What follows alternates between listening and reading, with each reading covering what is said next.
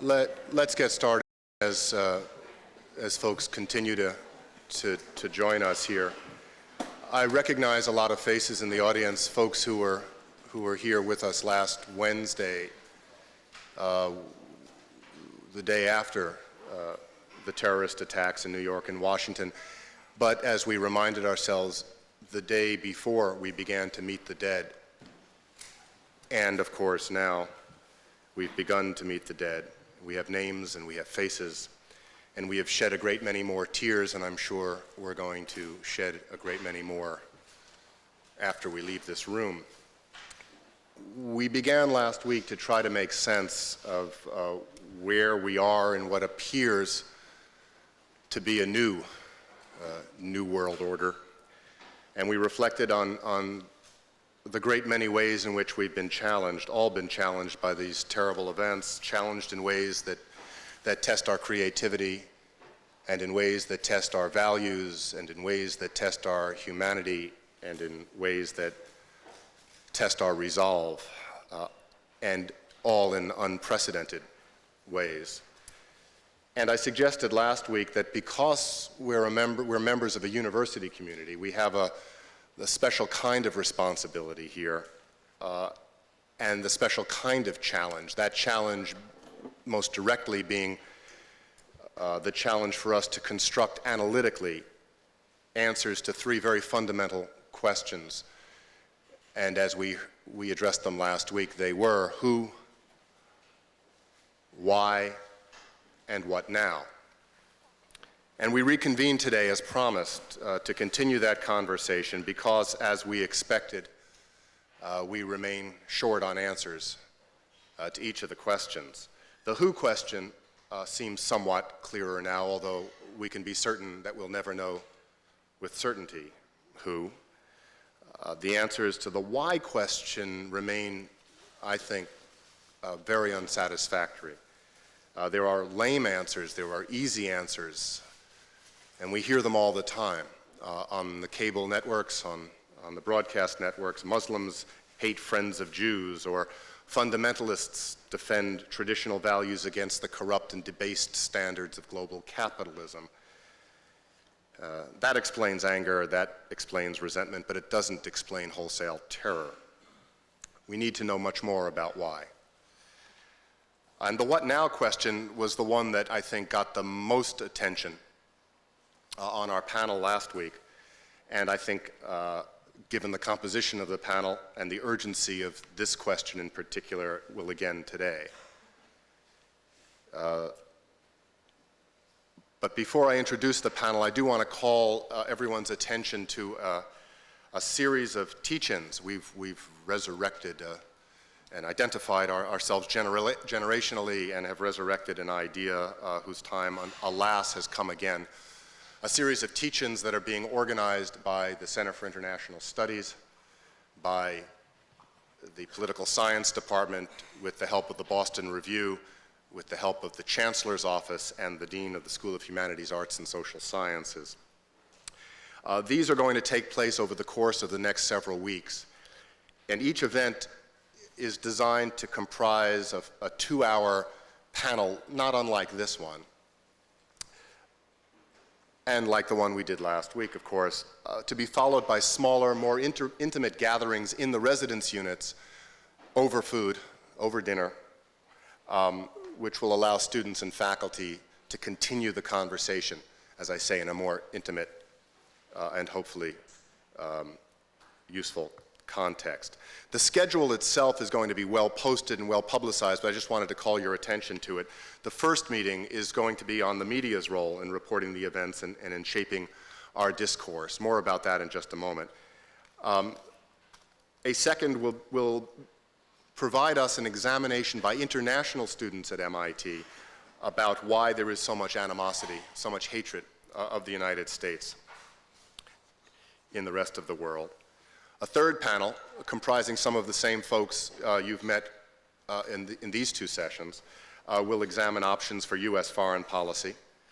A fourth will explore the relationships of technology, terror, and war. A fifth will examine the economic implications of terrorism. And a sixth panel will examine Middle Eastern identities, getting a feel for the diversity within the Arab world in particular. These events are going to be well publicized, and we're hoping that many of you, if not all of you, will participate actively.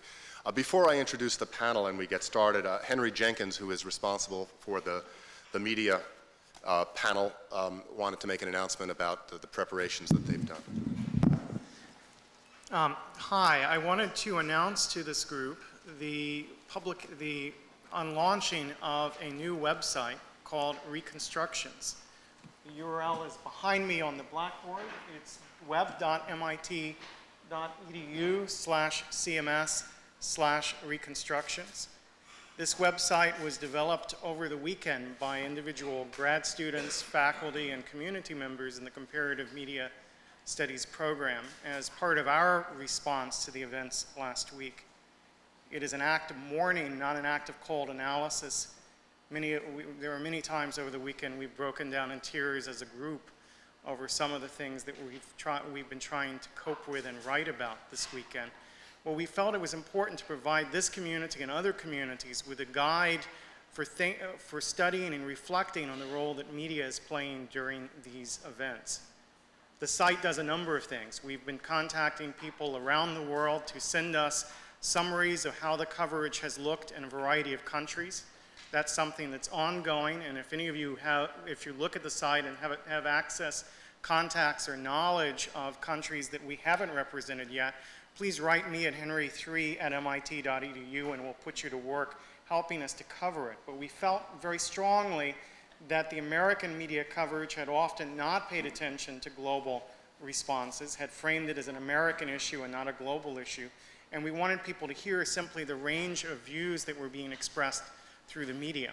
We've gone through our textbooks and pulled out key materials on the news, how news covers stories, how editing, camera work, sound affects our response to news, and those are followed by study questions designed to encourage reflection on the role of news here.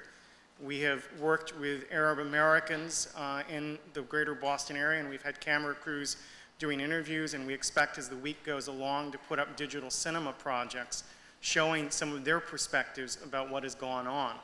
We've been working with faculty and grad students to pick out key phrases from the media coverage and the rhetoric, and to provide some historical background on where those phrases have cropped up in previous political debates, what their history is.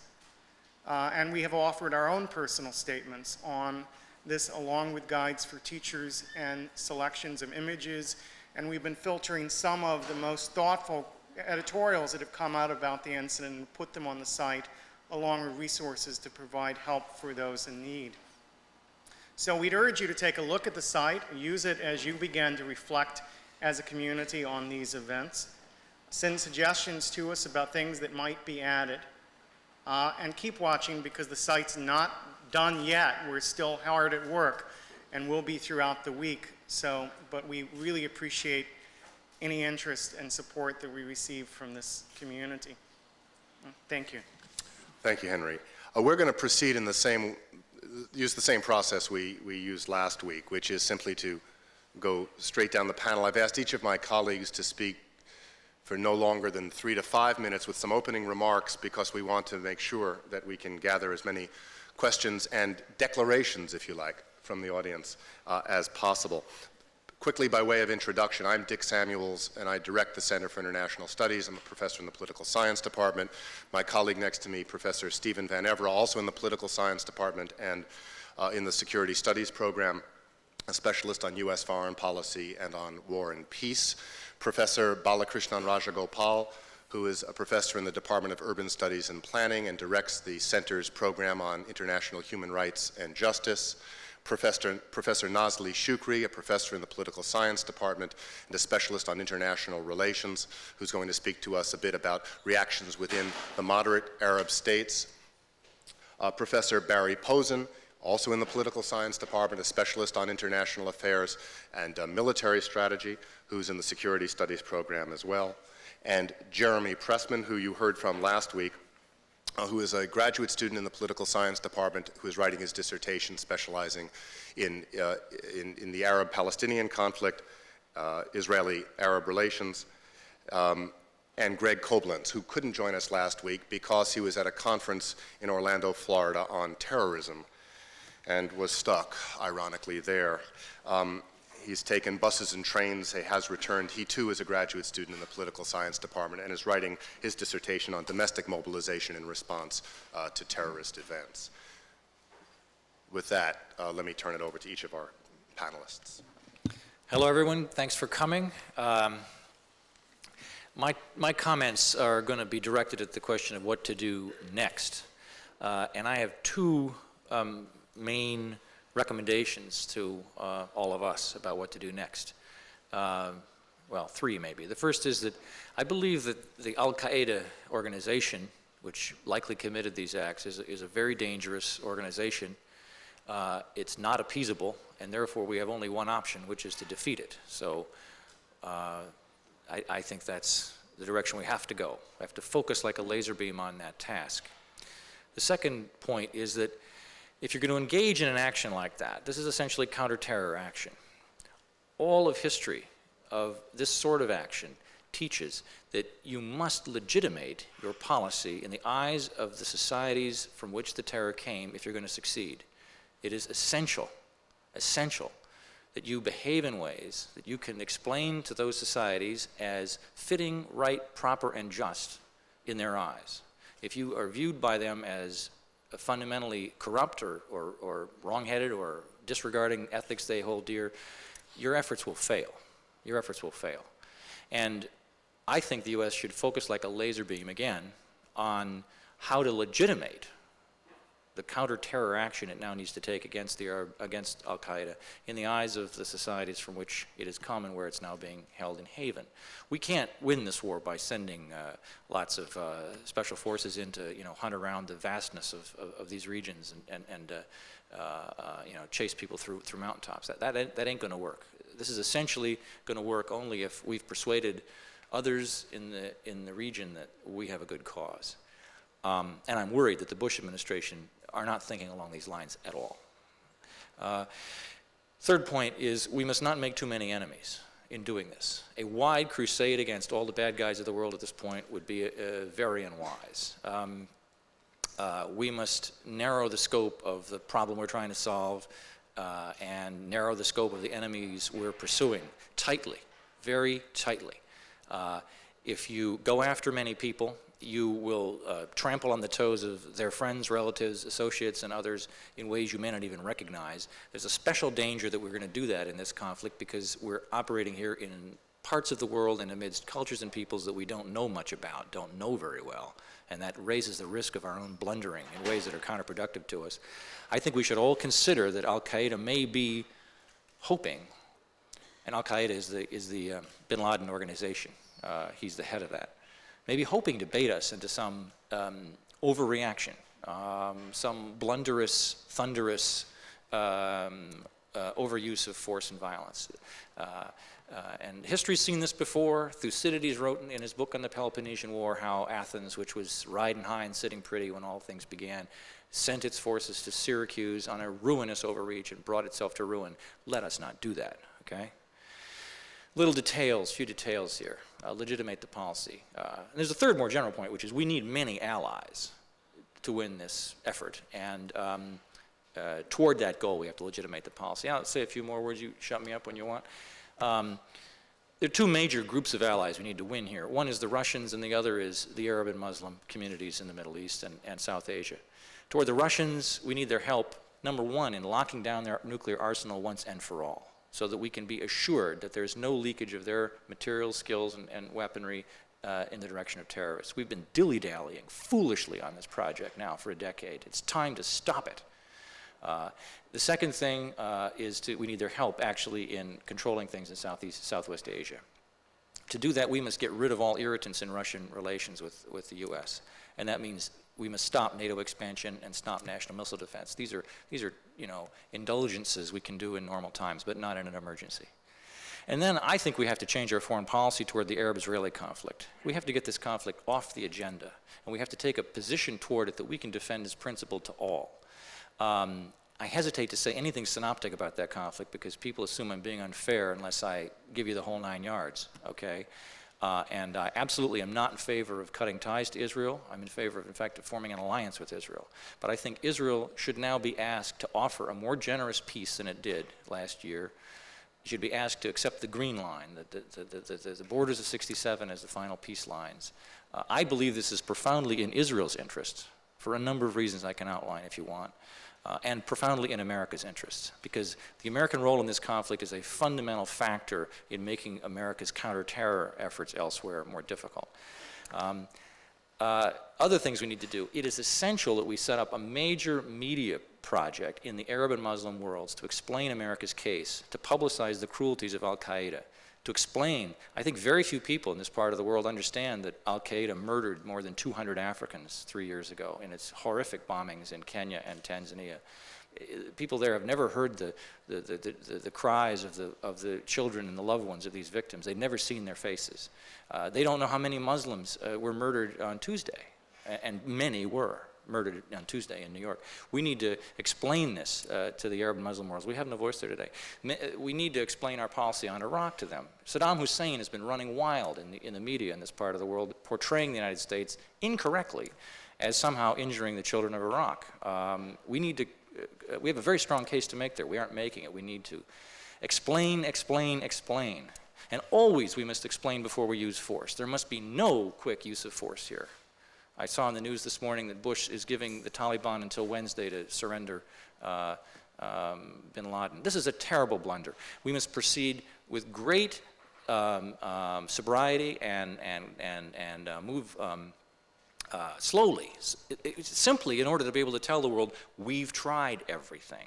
We went to every reasonable length to resolve this. We're using force as an absolute last resort. To appear as quick force users, especially when there's no urgency, is a big mistake because of this fundamental legitimacy issue that we face. So I got much more to say, but I'll stop with that.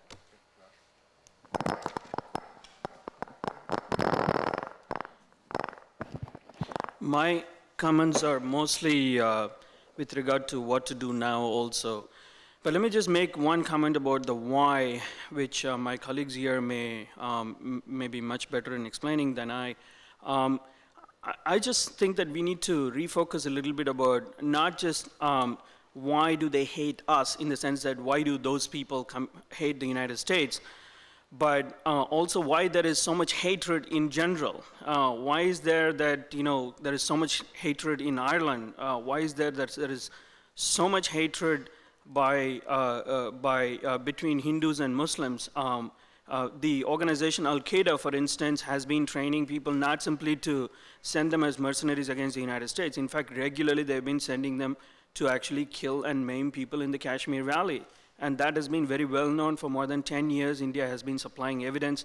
And this is something that needs to be confronted. And the reason I mention that is that the responses that we adopt now depend very much on how we understand the whole problem of hatred. If we define it in a particular way, we might decide that a military or a political response is adequate. However, if we define it in a different way, we might think that what's needed here is a societal response and a moral response, and that requires a wholly different sets of actors to be involved and policy responses to be crafted. Having said that, just a couple of points on what to do now. First, what to do now internationally. Internationally, as many of you know, the administration has proceeded with much more caution than what most people suspected. They haven't immediately lobbed a few missiles here and there, but they're consulting, and this, as I pointed out in the first panel, is very much in accordance with the direction in which the Security Council has been moving itself. There have been many international legal initiatives since 1997 directed at curbing the growth of international terrorism. There is a very strong element of political consensus in the Security Council and elsewhere that can be used to to make right policies at this point. As far as the requirements are concerned, I totally agree with what Steve said, that what's needed here is actually abundant caution and restraint and a very step-by-step approach to how we go about tackling this problem. A NATO resolution that has been passed declaring that the attack against the United States is an attack against the entire NATO is not enough, legally speaking. for initiating military action. Even the Security Council resolution that has been passed so far, I've taken a look at it. That resolution is not enough for initiating military action. The resolution was not even adopted under Chapter 7 of the UN Charter and did not specifically authorize any military use. There needs to be a further action by Security Council, and that would depend on the extent to which the US is able to produce concrete evidence linking the attack with particular people and organizations and countries. If there is such a consensus, in what way will it likely emerge? My guess is that it will be a combination of political military response and threats with clearly a direction towards establishment of some kind of a judicial process. And I think that the Security Council itself calls for it in its resolution. It says, while condemning the attack in New York, it calls on all states to work together urgently to bring to justice the perpetrators, organizers, and sponsors of these terrorist attacks. So the question is, what does that mean? I mean, how can we bring them to justice? Is there a court before which they can be brought? The short answer is right now there isn't any. But international law has been evolving in such a direction that it's certainly moving towards the establishment of all kinds of mechanisms for bringing perpetrators of mass crimes, and this certainly would qualify as one.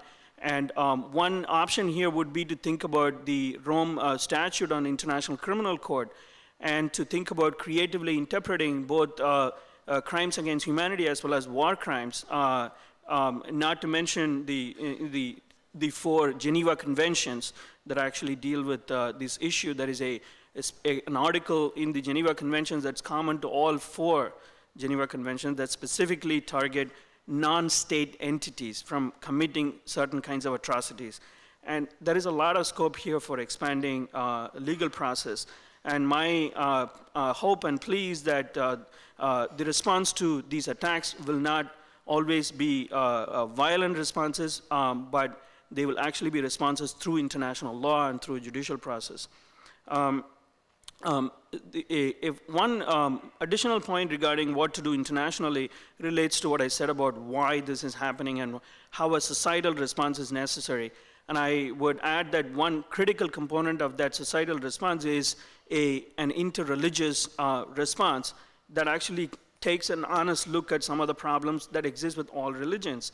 And some of the we know what's best and our path is better than yours ideology that actually drives so many religions around the world. A second issue is what to do domestically. And here, I would again urge extreme caution and restraint in urging for wholesale attenuation of civil liberties. Let's not confuse, for example, the sacrificing of conveniences, such as curbside check-in, with sacrifice of liberties. They're completely different from one another. And as far as the sacrifice of liberties is concerned, as I again pointed out in the first panel, that assumes that the laws, there aren't adequate laws that actually give sufficient powers to law enforcement agencies. That simply is not the case. And if you wish more details, I can always provide it. But it's important that one should look more honestly at what exists and how they work before urging for further action in this way. I'll just, I guess, stop there.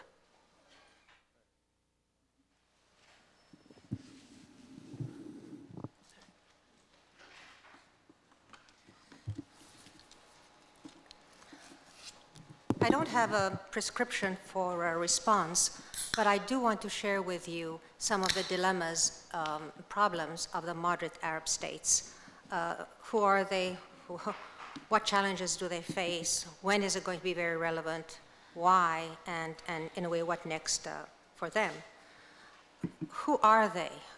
You'd think that a question as simple as this might not be controversial, but sometimes it does provoke controversy. One person's moderate regime might be another's radical or reactionary, as the case may be. But the short list of moderate regimes include Egypt, Jordan, Tunisia, Morocco, Lebanon, Bahrain, Oman, Qatar, Abu Dhabi, Saudi Arabia. That's my list. You can expand or delete as may be, as you see fit. But they all have some very peculiar concerns that they worry about. Now, none of these regimes qualify as your basic textbook democratic state. with what we know as some form of political participation, some independent judiciary, protection for alternative views, and so forth. So there is an internal stress that cannot be ignored. But given the competition, they are considerably more open and within their own frame of reference, clearly more democratic. And the term democratic here is in quotation marks. I mention this because that term could turn out to be a very important asset as we move from here on. Now, what are the challenges that they face? As you can imagine, they all have their own individual bread and butter challenges having to do with modernization, poverty, scarcity, inequality, gender matters, and governments that promise more than they can deliver. And this last point is quite important because that might become an obstacle to internal cohesion as a strategy emerges over the region. Also, just as a footnote here, many of these governments, these regimes, do believe that they have some legitimacy concerns or constraints, and so none of them assume that the population supports them entirely, absolutely, under all circumstances. And this is part of the reality that we have to think about. The moderate regimes, by definition and by reality, are all U.S. allies, but few may have the absolute support of their own populations for the alliance. And that then brings me to the next question or point, and that is, when will these regimes feel most vulnerable? They already feel vulnerable, and that's quite rational. There are too many converging trends, events that could increase domestic opposition, strengthen militant groups, and maybe create more resentments. And most important of all, it might highlight their government's difficulties in meeting basic promises on just basic social needs and requirements. But these regimes are going to feel far more vulnerable as we see how the U.S., Afghanistan, Pakistan, bin Laden and company demands work themselves out. But whatever the outcome, these moderate regimes do understand that they have to tend to and address domestic sources of vulnerability, and that these sources are not likely to disappear or to evaporate overnight. Now, why does all this matter? It matters, of course, for many reasons, some obvious and some less obvious. Obvious reasons, the checklist is, these moderates really include some of the largest countries of the region, and they all are solid, or try to be solid, U.S. allies, and willing to support, appear to be supporting the emergent U.S. and global strategy. Less obvious, but important, is that some of these moderate Arab regimes may actually not be able to respond fully to two twin imperatives. Number one is to provide full support for and deliver on what the U.S. and the allies will request, demand in terms of a common response when these become clear. And number two, how to do that and at the same time manage domestic opposition that is already problematic for some of these regimes with respect to their own security and their own stability. Now, all of this matters because any strategic response that is to be effective will have to benefit from, will have to draw upon the operational goodwill and the effective support of the moderate Arab states. Now, to conclude, let me just add with one word on what now. As I said when I began, I don't have a prescription, I just have a set of preferred elements, factors, as we deal with the moderate Arabs. We should all pay attention to cohesion, not cleavage, to accord, creating accord, and of course not discord, and to think about security strategies that do not breed unnecessary insecurity as they're put in place. Thank you.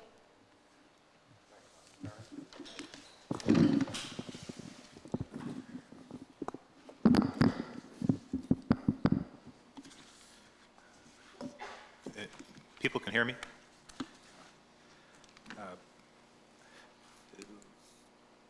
Although there's been a lot of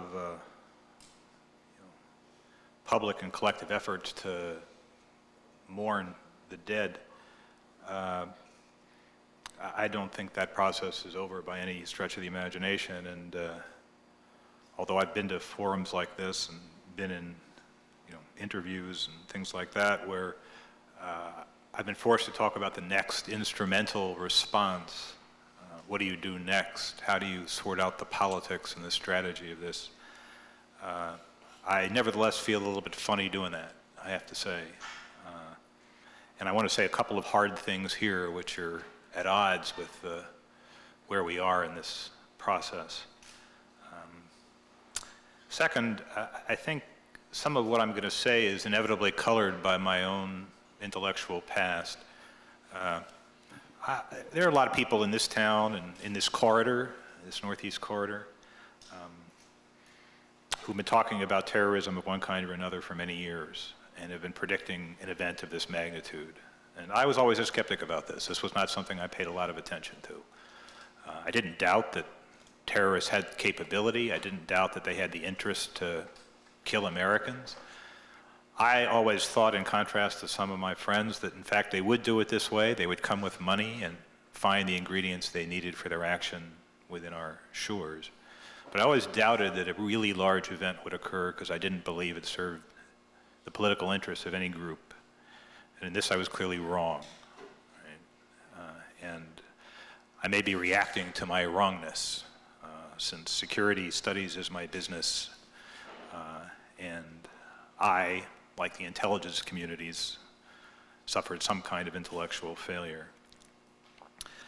Now, this was a direct attack on the American people, a direct attack for political purposes, a direct attack on their government and their institutions, an attack that aimed to kill thousands of Americans. I think it's really some kind of minor miracle of human endurance and Western engineering that many thousands more aren't dead. I mean, it's just totally astonishing to me that we've been as, I hate to say it, as fortunate as we were in this event. I mean, it's incredible. And one day we'll hear that story or understand that story. These people are skilled. They are very highly motivated. They're courageous. These people who did this event, they will try again. And regardless of the defensive preparations that the United States of America could take in terms of strengthening airport security or strengthening security at power plants or whatever, a big civil society like ours is just a big Maginot Line. And the other guy's going to find a way around or through to do something else, so long as the other guy is still in business. So it's my view that if the United States of America, its government and its people, want to continue to have some kind of activist foreign policy in the world, then a key component of that foreign policy is the destruction of these groups. I think it's unavoidable. Now, we could have a discussion, and maybe we will later today or some other time, about whether or not U.S. foreign policy is right. But if we're going to have the foreign policy that we have, and I mean that in the broadest sense, not the Bush policy or the Clinton policy, but in the broadest sense, then we're going to make enemies, and some of those enemies clearly are very, very dangerous and very, very committed. Right? And we have no choice now but to root these enemies out wherever they are, right? However we can. Now, I share the cautionary observations made by everyone on the panel to a greater or lesser degree. You can't just saddle up the sky cavalry and fly all over the world and find these people in basements and jungle and mountain hideouts. Right? A massive amount of assistance is going to be necessary. Intelligence assistance, law enforcement assistance, access, bases, overflight. Right? And all of this has to be obtained somehow through diplomacy, through cajolery, through propaganda, through public information, through bribery, through coercion. Right? This is how great states fight great wars and build great coalitions. And that's the requirement of this campaign. And there's no doubt in my mind that to wage this campaign will require significant resources, significant patience, a willingness to take military casualties, and the very strong possibility that even as we pursue both offensive and defensive measures, the bad guys are going to try again, and they may even succeed. Right? That's the price of this policy. Now, beyond the question of finding these groups, I think there is a very significant problem of the nation states who have supported and hosted these groups. Now, nation states around the world have supported these groups to varying degrees, lesser or greater, tacit, direct, looking the other way to holding their hands. And we surely cannot afford to treat every one of these states who may have done this kind of thing because of their own situation as enemies of the United States of America. We have to see most of these states as allies, potential allies, or at least friends to be won over somehow to our cause, the cause of the United States of America. But I do believe that there are some states that are unusually close to these groups and unusually supportive. The Taliban regime in Afghanistan has been warned many times about the nature of this bin Laden person whom they have been hosting. The Pakistanis have also been told about the nature of this person and the nature of the Taliban regime.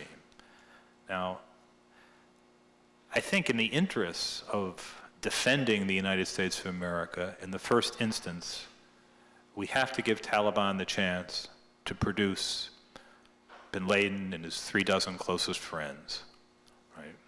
I think in the interests of defending the United States of America, defending its people, we have to give them a chance to produce bin Laden and 36 of his closest friends. And I think we should give them some time. I don't think 3 days is enough. I think 30 days is too many. What the right number is, you know, it's a complicated matter, right? It's not obvious exactly what the number is, right? I don't believe they're going to produce these people. I certainly don't believe they're going to produce these people unless they believe that something very awful is going to happen to them if they don't. Right? And I believe that in the interests of preventing future support by Taliban to such groups, in the interest of deterring other states who might, for whatever reasons, decide to lend significant support to these groups, that the Taliban regime has to understand that failure to cooperate will lead inevitably to their destruction as a government. And that the United States of America, in the absence of such cooperation, must commit itself to the destruction of the Taliban regime. Now, I'm prepared to even go one step further in this argument, which is, I believe that the United States of America cannot live in the world as it is and allow states, groups, to believe that attacks on the United States of America of this magnitude go unpunished. I think it's a colossal failure of deterrence that this happened, and if nothing is done, there's going to be more failures of deterrence, not just with Al-Qaeda or the Taliban, right, but with other states. So it's really quite essential that a message be sent that you can't get away with doing this to the United States of America. Now, we obviously have a dilemma here, right? Because if we follow that logic to its ultimate conclusion, we wouldn't care whether the Taliban produced bin Laden or not, right? But I think the higher purpose has to dominate, which is the defense of the United States of America, which means the destruction of these groups. And bin Laden and his closest associates would be such a great boost to that project that we have to be willing to make the compromise if it's offered to us. But that said, I don't believe the compromise will be offered to us. And therefore, I believe that over the next 12 to 24 to 36 months, the United States of America is going to be developing a project to destroy this regime. And that project is going to look an awful lot like a normal war. I doubt that the United States can or should use large numbers of ground forces to invade Afghanistan. I doubt that it's necessary. There's a significant resistance in the country to be exploited. We have a lot of long reach in our military assets that we can use to support these people, both with logistics and with fire support. And I think you can come up with a difficult but not impossible plan to destroy this regime. Difficult, very difficult, but not impossible. And I believe in the event that they don't cooperate as they're being asked, we have absolutely no choice but to destroy this regime.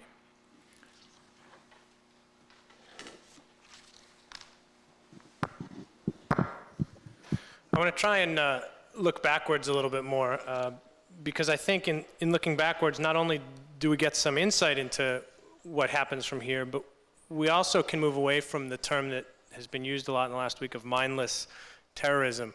Horrific terrorism, certainly worse than we've ever seen, but not mindless. It comes from a political context, and I think it's important that we consider that. So from where do these attacks on the United States emerge?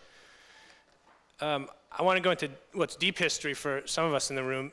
In 1979, the Soviet Union invaded Afghanistan, and at that time, the coalitions were organized differently. The United States, Saudi Arabia, and others provided military support to the Afghanistani opposition that sought to expel the Soviet Union.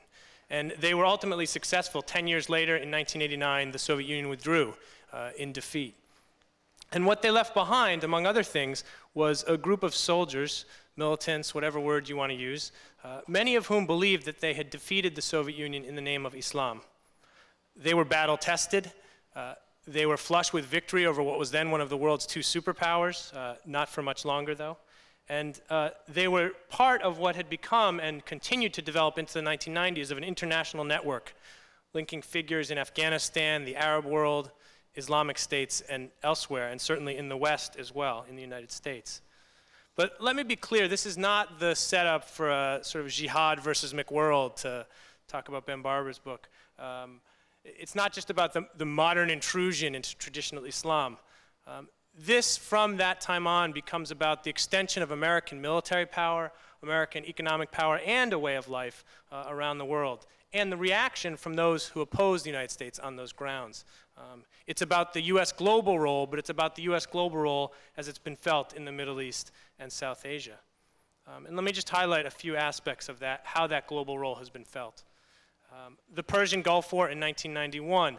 Bin Laden has talked, for instance, a lot about this war and a lot about the idea of Saudi Arabia, home of Islam's two holiest shrines, Mecca and Medina, holiest cities, being allowed to serve as a base to attack another Arab Islamic state, leaving aside Iraq's fidelity to religious Islam, but the idea of an Arab Islamic state coming under attack from the West. And so the betrayal of Saudi Arabia in 1991, which later personally betrayed bin Laden by revoking his citizenship.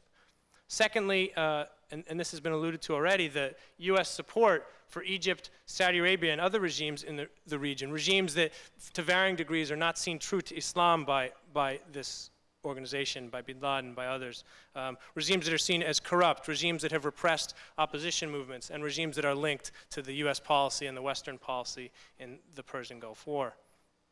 Thirdly, and this is a sort of an extension of the Persian Gulf War, which is the containment of Iraq over the last decade and the suffering, which you see repeated references in the Arab Islamic world, repeated references to the suffering caused by 10 years of sanctions, repeated references to tens of thousands, hundreds of thousands of Iraqi children who have suffered. Fourthly, U.S. support for Israel. The use of U.S. arms, and particularly in the last year, we've seen this come to the forefront again, the use of U.S. arms by Israel against the Palestinians. So in much of the Arab Islamic world, when we talk about F-16s being used against Palestinians, it's very much not just about the Israeli use of those F-16s, but it's about the Made in America stamp, or Made in Georgia, or Made in Florida, wherever it may be on those weapons. And it's also, finally, about a clash, a cultural clash, about consumerism, about capitalism. It's another piece of it, but there's a lot of material and power interests as well. Coming out of these, not only do we get the kind of network that is willing to support terrorism, and I think we'd make a mistake if we just focus on bin Laden. We don't really have a sense yet of how tied the hijackers were to bin Laden. It may have been a distant tie, it may have been funding, or it may have been something closer. And we see something else, though, in Arab Islamic countries, and I would call it at least a three-part reaction. One is widespread horror at the human toll of the attacks and the individual personal human suffering of the attacks. Secondly, a connection to that suffering on the level of the suffering endured by Arab and Islamic peoples, often at the hands of the United States or their allies. So reference back to, we understand what you're talking about because of what we've suffered in Iraq, because of what we've suffered at the hands of Israel, etc. And thirdly, a separation of the suffering and whatever sympathy there is about the suffering from the future. In other words, we sympathize with you, but we don't think that the policies, the retaliation that you're talking about in terms of use of force are legitimate.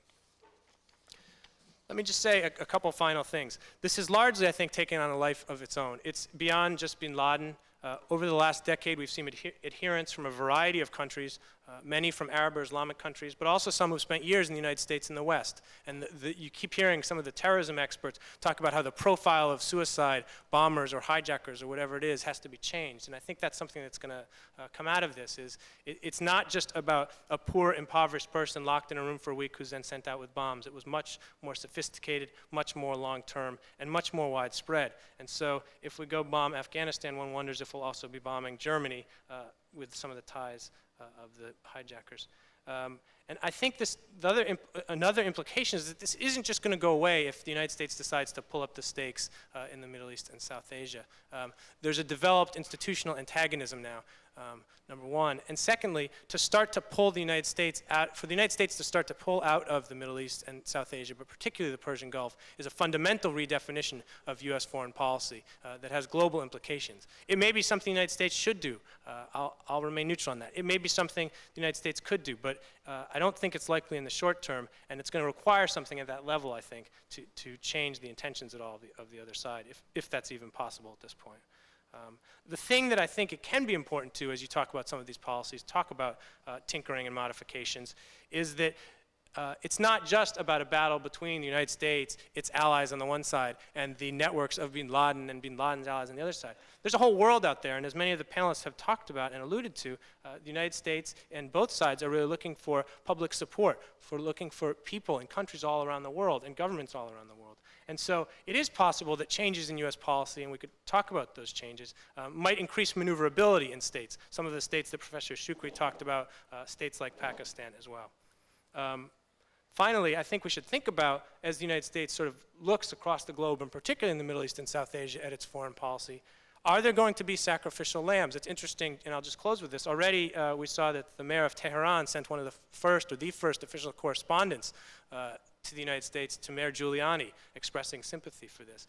Iran, which for so many years has been a pariah in U.S. eyes, and a question of what are the sacrificial lambs? What other changes might happen in U.S. policy? Could there be a rapprochement with Iran because the United States decides that's what's necessary to move against bin Laden, Afghanistan, and whoever else?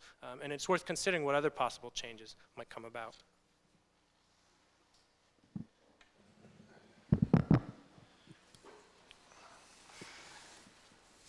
I'm going to be talking about the future of domestic preparedness in America after the September 11th attacks. Before I get to the what to do now, I want to go back and give a little history and context to what has happened up till this date. U.S. domestic preparedness efforts really began in earnest in 1995 following the Oklahoma City bombing and the attack by the Aum Shinrikyo cult in Japan on the Tokyo subway system using the nerve gas sarin. Following those two attacks, there was concern that a combination of either domestic or international terrorists could use weapons of mass destruction, nuclear, biological, or chemical weapons on U.S. soil. This in part led to a presidential decision directive, number 39, that established or formalized U.S. counterterrorism policy. In part, this designated lead federal agencies to coordinate a response to terrorism, and you've heard a lot about them in the past couple of days. The FBI is responsible for crisis management, which is the prevention of terrorism, interdiction of terrorist threats, and actually handling the response to an actual threat. And FEMA, the Federal Emergency Management Agency, is responsible for consequence management in support of state and local authorities. They're the ones who are coordinating federal support to New York City at this point, and New York City is really the lead in providing response and recovery and rescue assets there. In 1996, there were a series of congressional hearings that were sparked by Oklahoma City and the Rico attack, which led to a new piece of legislation that's generally known as the Nunn-Lugar Domenici Act, which provides training and equipment to first responders all over the nation to be able to handle a nuclear, biological, or chemical attack. That program's been in place since 1996, and so it's about 5 years old now. Our efforts continued in 1998. A new presidential decision directive sought to increase the coordination over federal counterterrorism programs by creating a national coordinator for counterterrorism, Dick Clark, who is still on the job today. And also an initiative was launched to prepare for biological terrorism. And I'll get back to that a little bit later.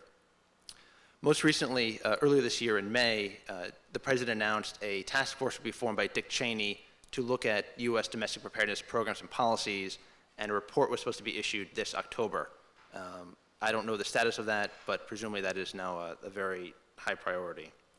To give people a little bit of understanding of the scope of our counterterrorism and domestic preparedness programs, in this year, in fiscal year 2001, the U.S. is spending $9.7 billion to combat terrorism, with an additional $2.3 billion being spent to protect critical infrastructure like dams and power plants and industrial facilities.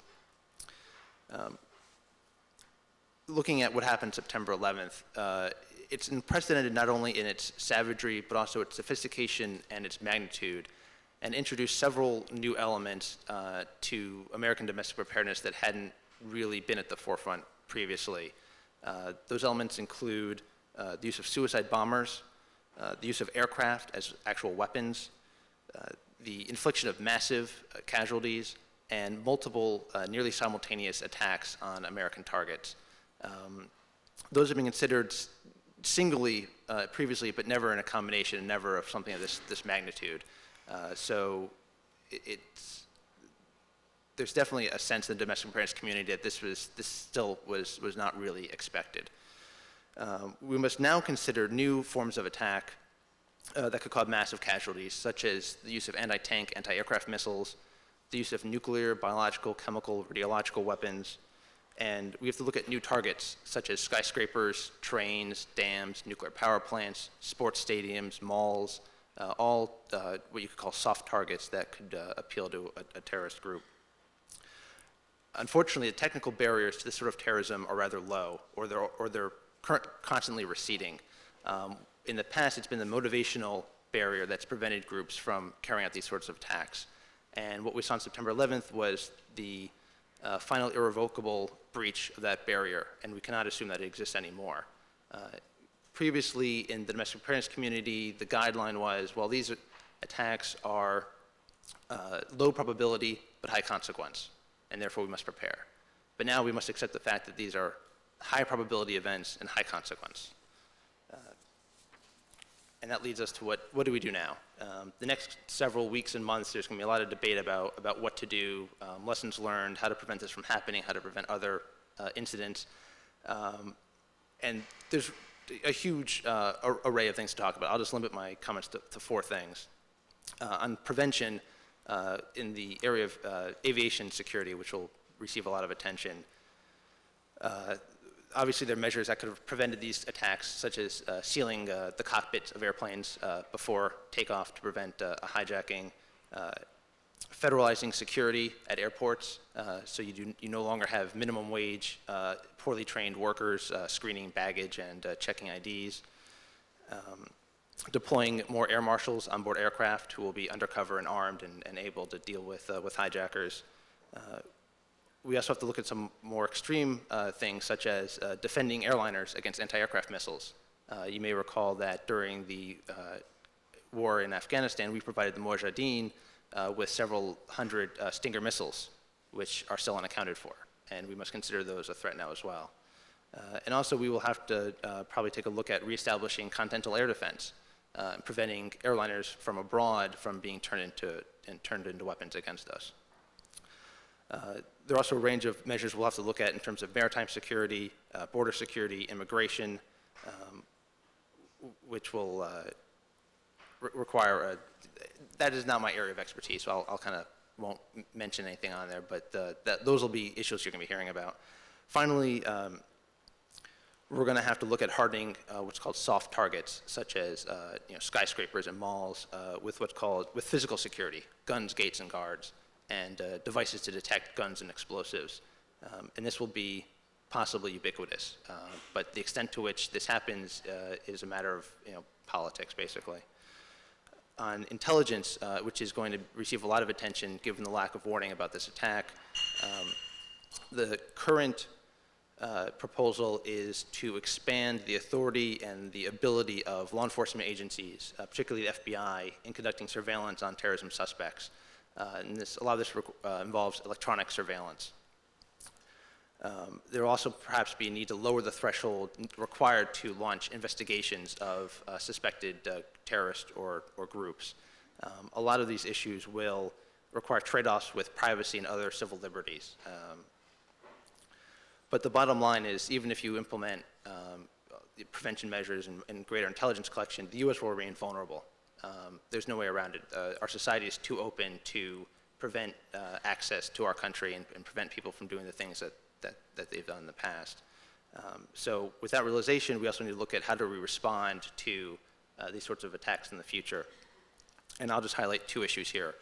One is the role of the military. Currently, the military responds to domestic terrorist incidents in support of civilian authorities, namely the FBI or FEMA, which is what is happening now.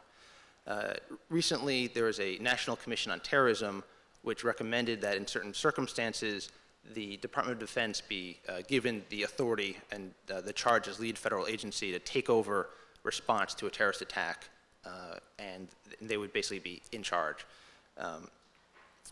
Personally, I don't think it's a good idea for several reasons. There's nothing the military can do in a lead role that they can't do in support of civilian agencies, and it would just also make terrorism response more confusing and difficult than it already is. But this debate will reemerge, and we'll be seeing a lot of this debate in the near future, I can guarantee that. The last thing is preparing for nuclear, biological, chemical, radiological weapons. This was the focus of a lot of domestic preparedness up till now. Obviously, this attack did not involve that type of technology, but we have to assume that groups that are interested in mass casualties will adopt this type of technology.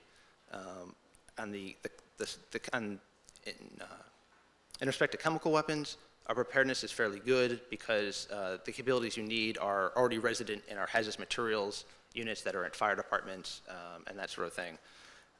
Our ability to handle the consequences of nuclear detonation, I don't know of a good way to handle that kind of incident.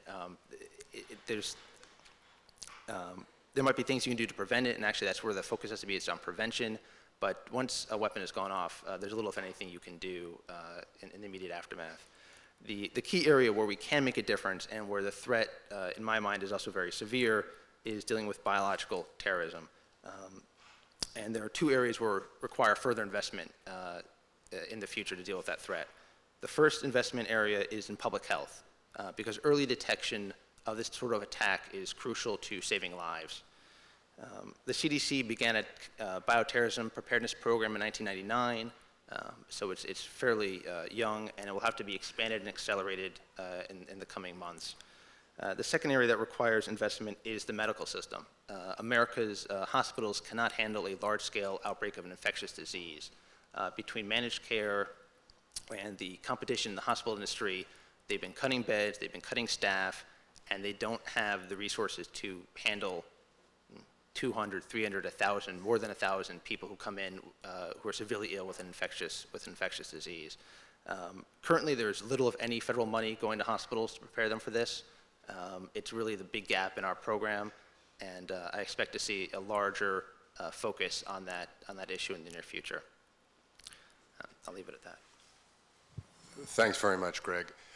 The way we proceeded the last time and the way I propose we proceed this time is to collect 2, 3, perhaps even 4 questions from the audience, and then turn it back to the panelists who would wish to respond to them. Statements, too. Statements are more than welcome. We have 2 microphones here, so if you would come to the microphones, I'd appreciate that.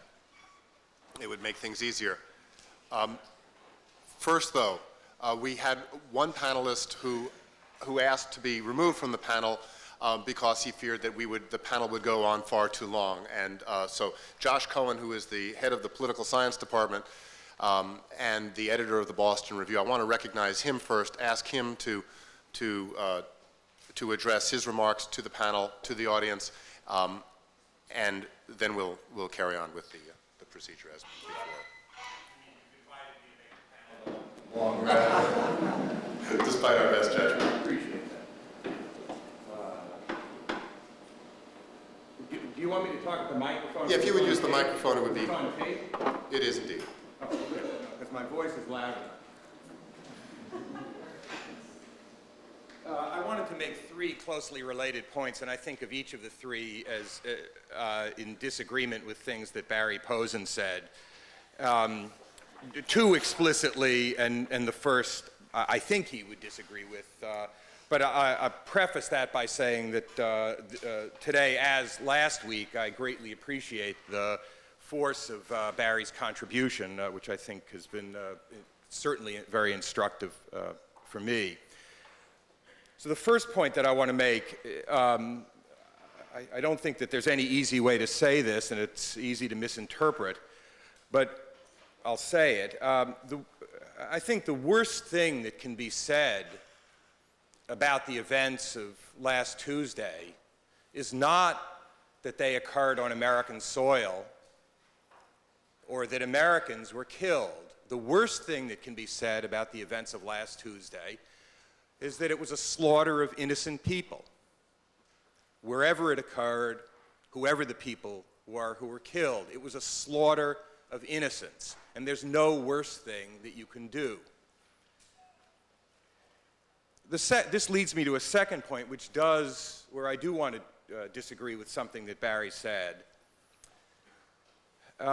In the course of Barry's remarks, he said that we ought to respond, and at one point he used the phrase, however we can. And I don't agree with that. I think that's a mistake. I think that's wrong. Because we ought never to respond in a way that involves the slaughter, the intentional killing of large numbers of innocent people. Because if we do that,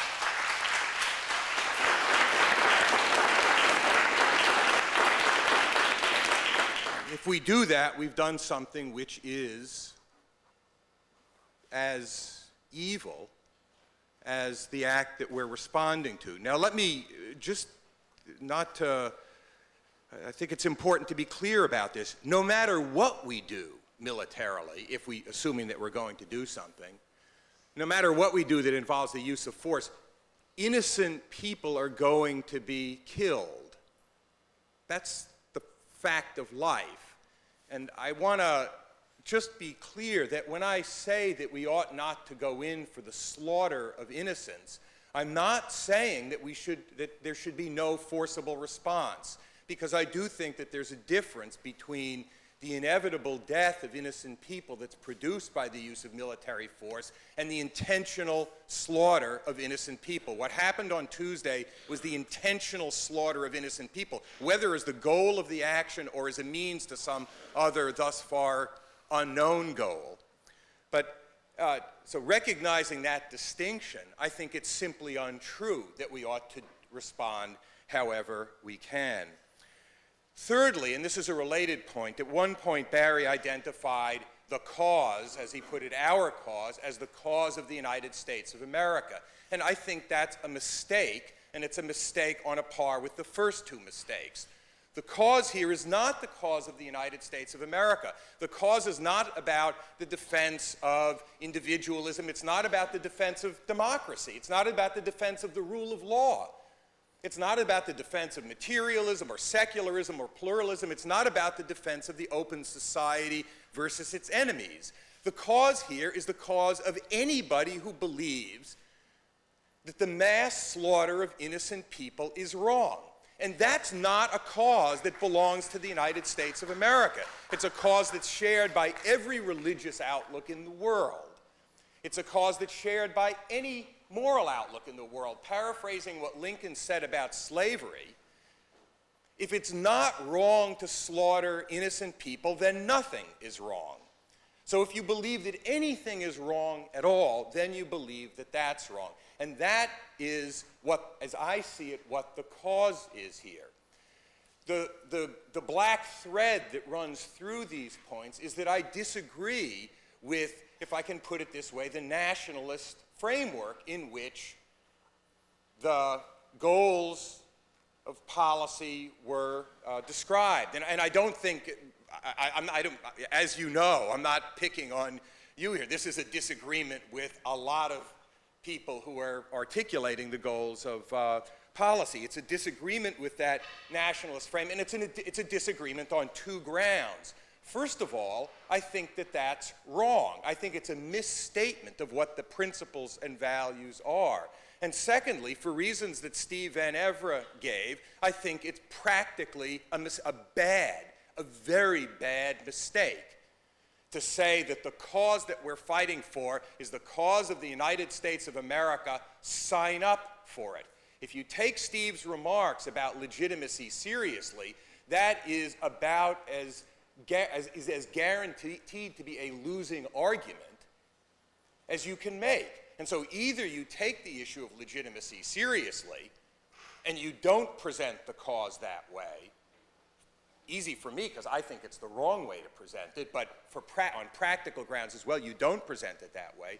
Or you present some reasons for thinking that the issue of legitimacy is irrelevant. Legitimacy in the eyes of all the people who we're trying to ally with and who believe, as many people do, many billions of people do, that the slaughter of innocent people is wrong. Having said that, finally, in the interests of complete candor, though I agree on the practical point with Steve, I think that those of us who disagree about that point better have a way to explain how you focus laser-like on a dispersed, diffuse, geographically separated opponent than has been explained thus far. The metaphor of a laser-like focus is completely inappropriate to the nature of the people who committed this horrendous evil. Well, Barry, do you want to speak to that? Do you want to speak to the left? Barry, why don't you, if you would, respond to that, and then we'll take a group of questions. I want to make sure we are focusing laser-like on Josh's questions. Well, I guess passions and fears running as high as they are, the phrase "however we can" be interpreted in any number of ways. I think people who know me will know that if I mean using nuclear weapons, or I mean firebombing cities, or I mean slaughtering civilians, that's what I'll say, right? That's not what I meant. It's not what I said, right? I do, however, agree with Josh on the point that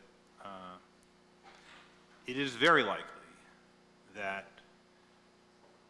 both phases of this fight, the phase of the fight, if it occurs, that involves the destruction of the Taliban regime, and I think if you recall my remarks, I always said the Taliban regime, not the Afghan people or peoples, right? The Taliban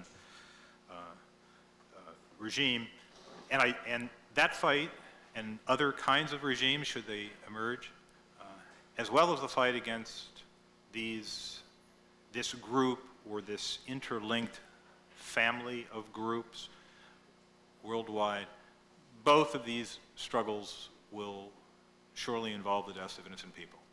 It sounds banal. This is what happens when you go to war. I believe that the United States of America should, and I think in recent years, not always, but certainly in recent years, I think since the end of the Vietnam War, has been reasonably careful in the way it goes to war. Not perfectly careful, but reasonably careful. I think in this situation, that care should continue. But I do believe that if the country decides to wage this struggle rather than do something else, which is to say change its policies. The country has to be ready for the regular appearance of situations where a judgment has to be made between military effectiveness and collateral damage. And I believe that if the war is serious, then you're going to find yourself erring on the side of military effectiveness and not on the side of minimizing collateral damage within some set of constraints. No one's going to destroy a city in the hopes of killing 8 or 10 people who you want to kill. And that's what we're talking about here. I think it's sad to say. Now, finally, this question of how you view this attack. In other words, is this a mass slaughter attack, a mass slaughter of innocents, around which we should mobilize world opinion against mass slaughter of innocents? I'm not going to tell you the perspective isn't right, responsible, whatever, right? But I guess I have, in spite of everything I said, I have a problem taking this war out of the Western philosophical context of what war is all about. I believe these people attacked the United States of America. I believe they did it for political purposes, political objectives they have that have to do with the United States of America. I don't think they attacked the United Nations. I don't think they found some other nice international meeting or institution to attack. They attacked the United States of America. Right? And I can assure you, right, that in the absence of leadership and money and the willingness to make hard moral choices and the willingness to accept casualties, right, and the willingness to organize and to lead, right, no matter how much discussion there is about the awful mass slaughter, not a bloody thing is going to happen. Right? So therefore, in the first instance, I believe that at least one important way to look at this, one important perspective on this, is that this was an attack on the United States of America, to which the United States of America must respond if the United States of America, does not wish to have its people attacked in this way again. Please come on down to the microphones. Identify yourself if you would, and we'll take a few and then carry on. Yes, ma'am. Hi. First, I just want to make a clarification. If you could just identify yourself. Yes. My name is Amy Smith, and I just want to clarify, in case it's confusing to anyone, that I'm not of the Muslim faith, and I'm wearing headdress. This is part of actually my cultural tradition as well, although not as often as in some other faiths. But I wanted to wear it today to remind everyone that people should have the choice to express their religion in the way they see fit, and that people are being killed in this country for how they choose to express through and not harming anybody else, and they're being killed. So far 4 people have been killed in hate crimes, and I want to do my part to make that not happen.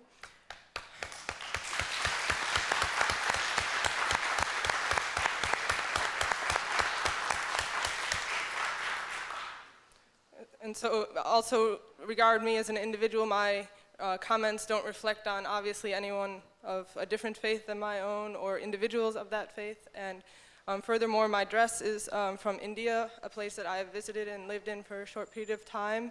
And this is something I wanted to wear as a symbol of, while I have a great pride in many of the people in my country and many historical facts about my country, I see this event as something against humanity, and I wanted to express that I am a member of humanity first, and that nationalism is a very dangerous trend that can lead to more exactly such incidents as happened on Tuesday. I guess there's so many things that I heard today that are troubling, and there's many people here, and I don't want to take too much time. So. But I really am concerned about certain kinds of language, such as this being an attack on America. What many people could see it as a counterattack on America because of the way our government has continued to slaughter innocent civilians throughout this whole century. And I'm not a great expert at history, but at least that statement is fair to make.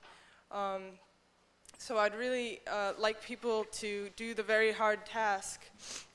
If you're an American citizen, it's a much harder task. I know, I share it, to really look critically at our history and seek out other kinds of sources about our history, talk to your friends who are from other countries and get their opinion, and learn more about basically the shadow that our government casts upon the world, and how many innocent people suffer and die from that shadow, and how we can all come together in a positive, constructive, peaceful way to prevent these kinds of things from happening ever again to anyone anywhere. I cried on Tuesday, but I cried, 2 years ago when we were bombing in Serbia. I've cried many times over the past 10 years that we've been starving children to death in Iraq. And if you don't agree that our country is behind it, then you're going to have to ask Dennis Halliday why he resigned from the Oil for Food program as a protest that it was a genocidal campaign that was 90% the responsibility of the UN policy directed by the US, and only 10% of the blame could be put on Saddam Hussein, the man that we armed and installed in the first place through our government. So looking to the future, I think we have to think about international agreements. Why did Bush not sign the Biological Weapons Verification Treaty? So we're worried about biological warfare. We build up defenses. Why don't we work as a community, as a member of an international community, to prevent the proliferation of these dangerous things, as well as work on security at home? Why don't we support a world court? Why does the United States not support a world court? Which president of the United States over the last 50 years would not be condemned by such a world court, I think, is the answer to that question. So we need to guide our policy in a manner that would make it possible for us to not be convicted by a world court for crimes against humanity. And these are the things we need to work on. If you're interested in working with other people at the School for Peace, there's a website, web.mit.edu/justice, where you can get in touch with people. You can get lots of information. You can read statements from Dennis Halliday about his experience working in Iraq and seeing people firsthand, and 10 times the normal rate of leukemia because of the depleted uranium, which contains plutonium, being rained down on the people. And you can learn about a lot of other things, but whatever you do, please keep learning and looking and talking to people and getting different sides of the story, and don't trust the corporate media.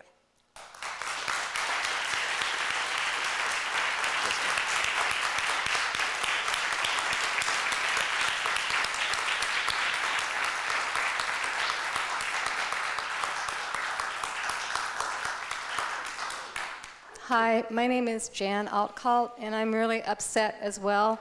My heart was just pounding. I was expecting more of an analysis. This is MIT. There are supposed to be a lot of smart people here. You've hardly discussed the why at all, and I agree with the previous speaker on much of what she just stated. I'm a Canadian American, and I can tell you that there are a lot of Canadians who don't like Americans very well either. Not Americans per se, it's not me, it's not you, it's the American government and their militaristic corporate policies that have impoverished so many people in the world, that have caused untold deaths. I actually saw this attack not as an attack on myself as an American, and I don't even think it was an attack on Americans. It was an attack on an American system run by very greedy, very wealthy people who are uncontrolled, who are essentially running a third world government right now. You haven't discussed this at all. You haven't discussed the whole history of American atrocities in El Salvador. I think one thing that's actually a miracle is that something on this nature hasn't happened earlier. And I think the reason it hasn't is that the people in El Salvador didn't have the money to come up here and fight back on such a grand scale when they were being torn apart by CIA-backed death squads, okay? In this case, these people have gotten the money to do this. I agree that it's very complex. I know that there's a lot of extremism, but I want to point out one statement that a very senior member of the CIA made in reference to Afghanistan, and he said, it's very easy to find recruits for an extremist organization there. There are so many very poor and desperate people there. There are a dime a dozen. The poverty level in Afghanistan, and that means like starvation, is 25% of 25 million people, okay? The people who will die, I really wish you would stop using the term collateral damage. Let's just call it killing civilians. That's what it boils down to, okay? The people who will die in collateral damage are the people who can't get out because they're crippled by landmines, because they're too poor to move or too sick to move, all right? The people in power are long gone. They're probably already in Iran or wherever they are, taking shelter. I just think we really need to look at this in a much more analytical and historical manner than has been done today. Thank you. Yes. All of you, or almost all of you, are political scientists. I know that some of you also have a close to an insider's understanding of the institutions and individuals in Washington, D.C. who will be formulating our response. I was just wondering, what is your degree of confidence in the current administration to enact appropriately and efficiently the very difficult solutions that you guys have discussed here today? We'll take one more, and then we'll turn it back to the panel. Yes, sir.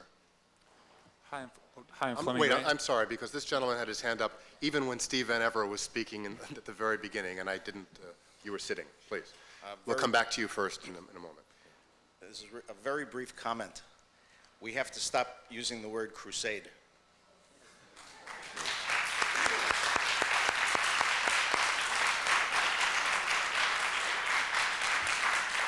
In that case, let's take this last question. I was wondering if you can address the tensions between the requirements for openness in judicial process and the requirements of subterfuge and deception to wage and win war, as being talked about right now. Okay, let me recapitulate very briefly and turn it to the panel. A lot of people have spoken here. I just want to crystallize what they've spoken into 3 questions, which I would like the panel to address. One was, a lot of you talked about a military response, and some of you talked about negotiation and coercion. I want to know if neither of those work, what then? What then will the United States do? 2, a question Professor Rajgopal raised was that these kind of activities have been going on in Kashmir Valley. We live in a globalized world. I mean to say, we live in a media-savvy world. I want to know why foreign policy or none of the developed countries have ever addressed this issue before. I would like some of the panelists to address this. And you talked about a lot of measures of security.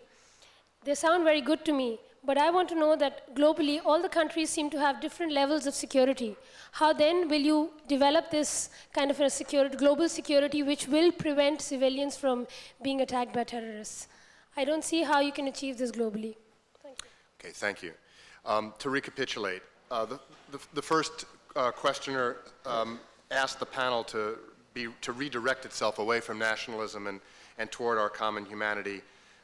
Spoke, I thought, poignantly about this being not an attack on America, but a counterattack on America, and used the metaphor of the shadow of the American government, the shadow that the American government has cast upon the world, a theme that came back again with later questioners. Second, asked us to focus more on the why than this panel did today.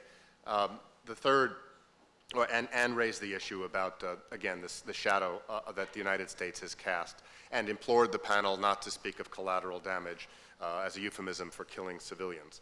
And the next person asked the question, what level of confidence do the panelists have in the ability of the administration to undertake successfully the kinds of measures that they've suggested were necessary if we are to prevail? Fourth was the issue of openness versus the costs to openness of prosecuting war. And finally, after a request that the word crusade not be applied to this situation and to America's response, the questions were asked about what does the panel think can be done if legitimacy, the sorts of legitimacy that in particular Steve Van Evera suggested was necessary, can't be found, and how to develop global security. I'm sorry, I missed the second point in that process, but we have a full plate. Let me turn it back to the panel. Steve? Well, I'll react to this idea that this is a counterattack rather than an attack. And I think there's some truth in that, but I think you can go too far with that, and I think that those who advance this view go much farther with it than I think history supports. Just for the record, I'm one of those people who was strongly against a number of the American policies that were mentioned here, the war in Nicaragua, the war in El Salvador, the war in Cambodia, Angola, the Reagan Doctrine Wars, the Vietnam War, in fact, I'm that old. I was against it. God knows many of the peoples of those countries, in my view, have plenty of reason to be angry with us. I also think that we do come to the Middle East and the South Asian region with somewhat dirty hands on some issues. As I said, I think our policy toward the Arab-Israeli conflict has been fundamentally unprincipled. And again, I know that'll set a lot of people off, but I believe it has been. I think our policy toward Afghanistan also was very unprincipled. We did the right thing early by helping large numbers of Afghans who themselves wanted to fight the Soviets to do it. We then needlessly continued that war far longer than it needed to go on, and then we walked away from the situation once it had served our geopolitical interests, and made no effort to patch things up, end the conflict, and restore that society to normalcy.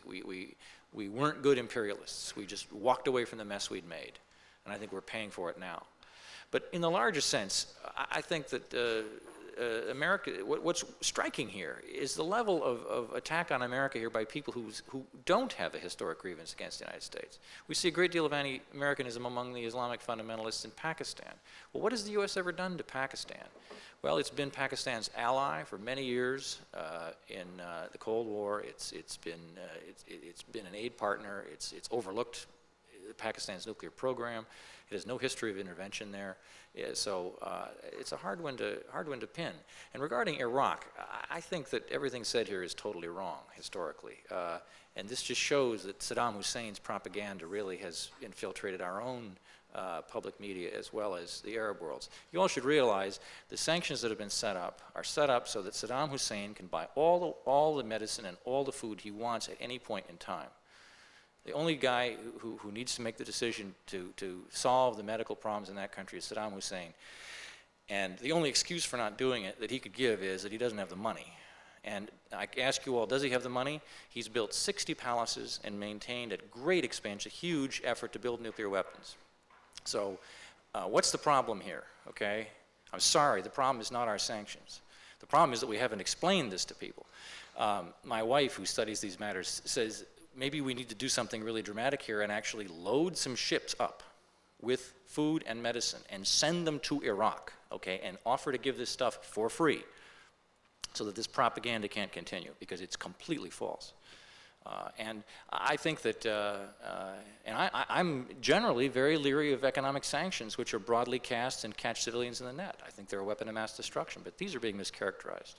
And to me, the main thing the U.S. needs to do is to find its voice and explain the its side of the story on that issue. Innocent people, especially innocence, as Josh called it, I think raises some basic issues about the direction of the U.S. In choosing literally between the more unilateralist path that it has pursued so far and the more multilateralist options that exist. And I think that in many cases, this, what happened last Tuesday actually provides a great opportunity for the people of this country to actually have a genuine debate about the unwisdom of the very unilateralist path that the U.S. has been pursuing, and which has taken on more and more vigorous and more dangerous forms in the last 6 to 8 months since the new administration came to power. And I think that this is an issue that must be squarely tackled. And it has implications that actually extends beyond simply signing on to treaties. Because in the issue of terrorism, for example, if we extend the principle of common responsibility all the way to its logical limit, then it would mean, for instance, that if states that harbor terrorists are actually responsible, so are the states that actually promote and protect the states that commit state terrorism. And the US's record in that case is actually, as we all know, not at all exemplary. The other issue, the second issue that I wanted to briefly say something about is whether there is, in fact, too much openness or the extent to which openness can be compatible with the need to adopt measures against terrorism. And the one thing I could say is that from the perspective of someone who has seen counterterrorism measures in many parts of the world, when I was with the UN system and also in India itself, I could say that the history of states that have actually been engaged in adopting counterterrorism measures is very ugly, essentially. And it's perpetually been used to target political opponents and to kill and to jail more innocent people than people who are actually responsible for any kinds of attacks. And part of the problem with these so-called laws is that much of what happens is in secret. The evidence secret, the courts are held, the courts actually hold their proceedings in secret. There are none of the public safeguards that one might take for granted that actually exist in public judicial or legal processes. The law that exists right now, for example, the so-called AEDPA, the anti-terrorist law that exists in the United States right now, for instance, allows for secret evidence to be led. And the result has not been pretty, as some of the more recent assessments of the working of the legislation are beginning to show. So I would just leave it at that. Nasli? Just two very brief comments. The first is on the term crusade. I have found that, as one of the speakers had mentioned, not only inappropriate, but potentially extremely dangerous. So I'm very pleased that one of you from the floor raised that. Second, many years ago, it could be as many as 10, if not more, the late Professor Myron Weiner, who was then head of the Center for International Studies here at MIT, organized a program, a research project actually, on reconstruction in Afghanistan. 5 or 6 of us were involved from different parts of the Institute. And at that time, the idea was to try to understand what a viable reconstruction strategy might look like.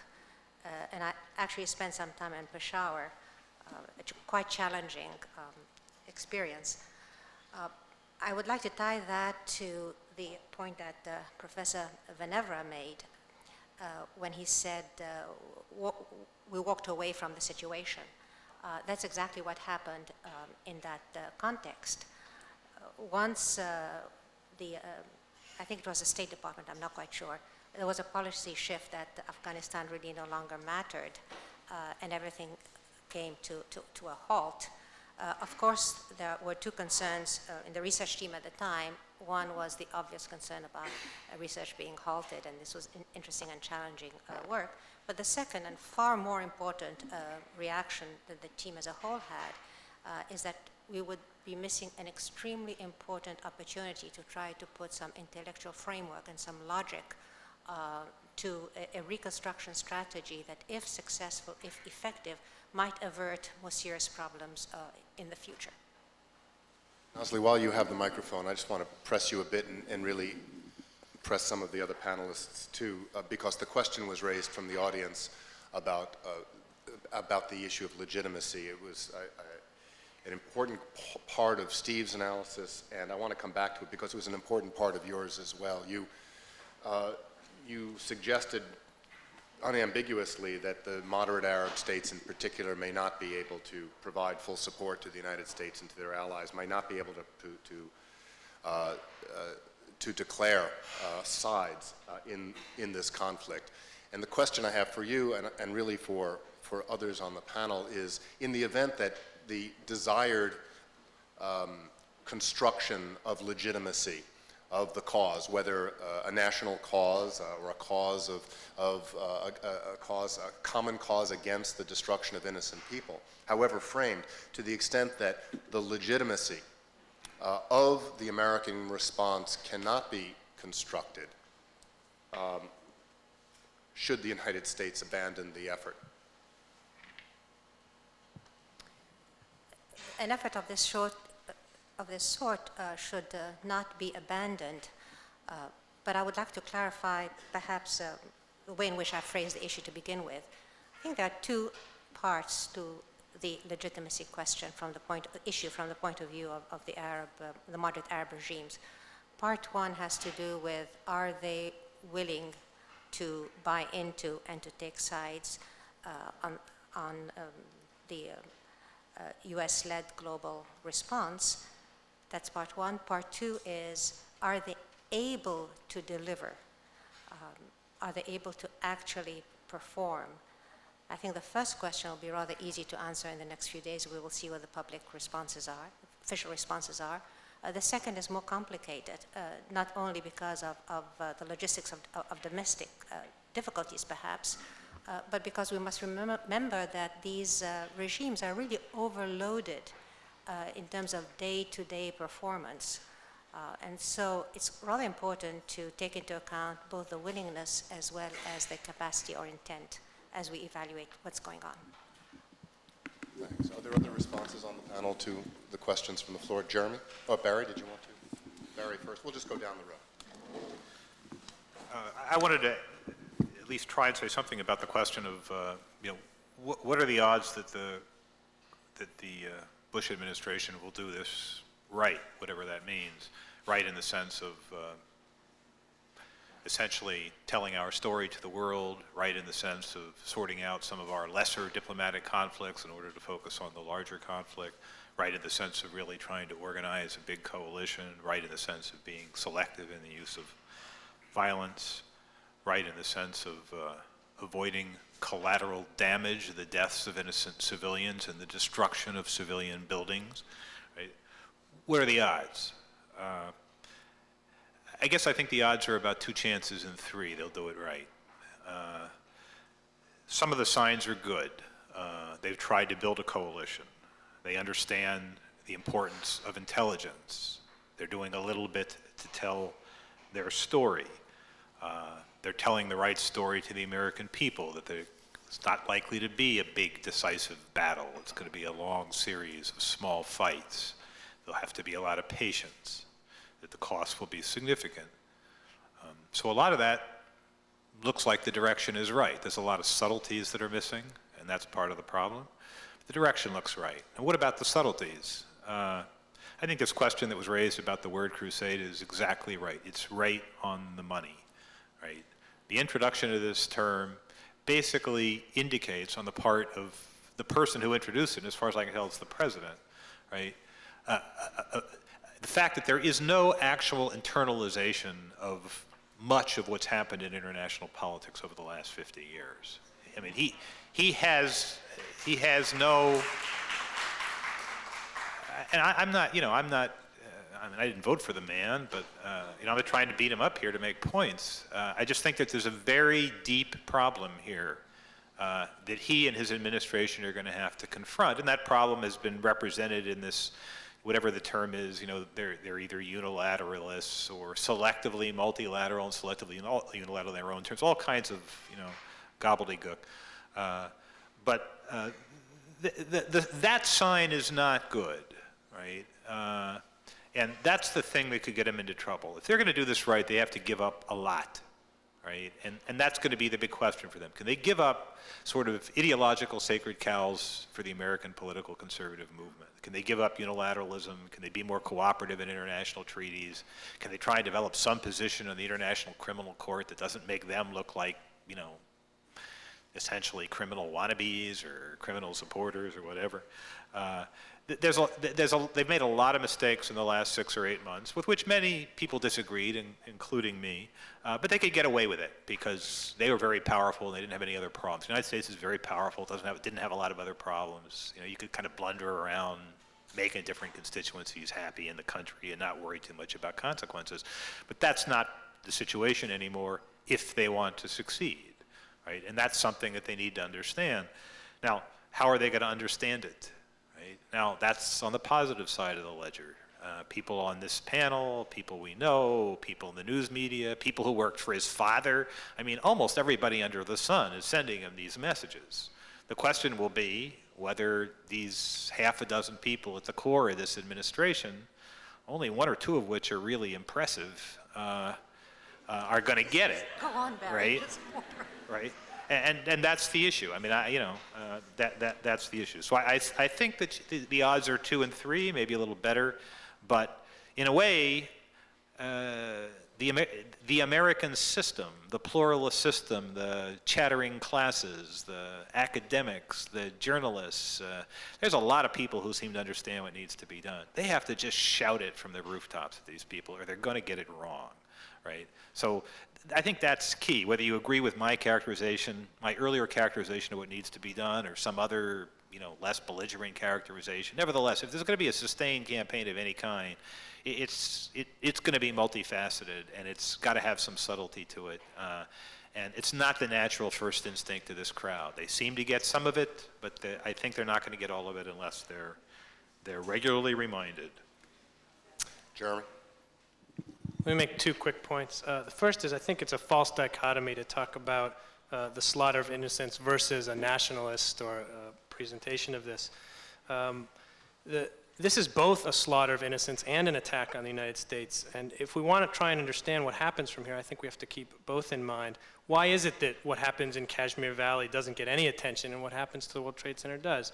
Part of it obviously has to do with how those killings take place, but part of it has to do that this was an attack on the United States, and it wasn't an attack in Kashmir Valley. And the resources that the United States and the American media have are just fundamentally different.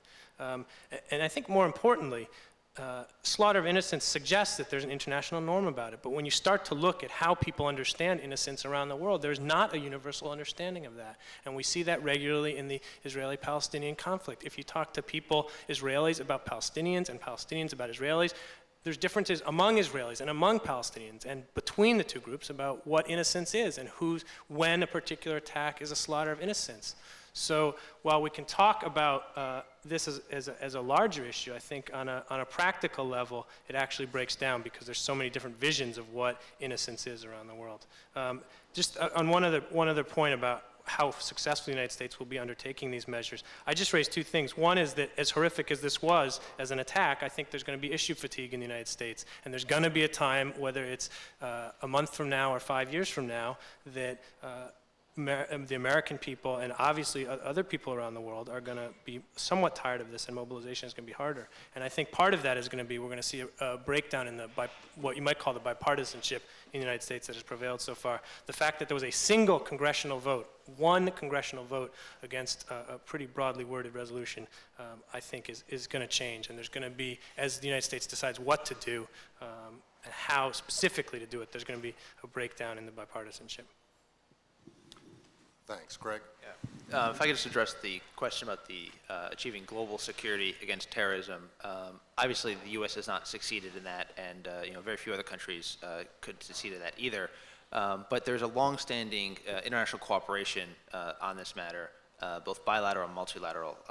The U.S. works with Europe, India, Russia, Japan, the whole range of countries on this. And an international forum as well. The UN Security Council has dealt with this issue.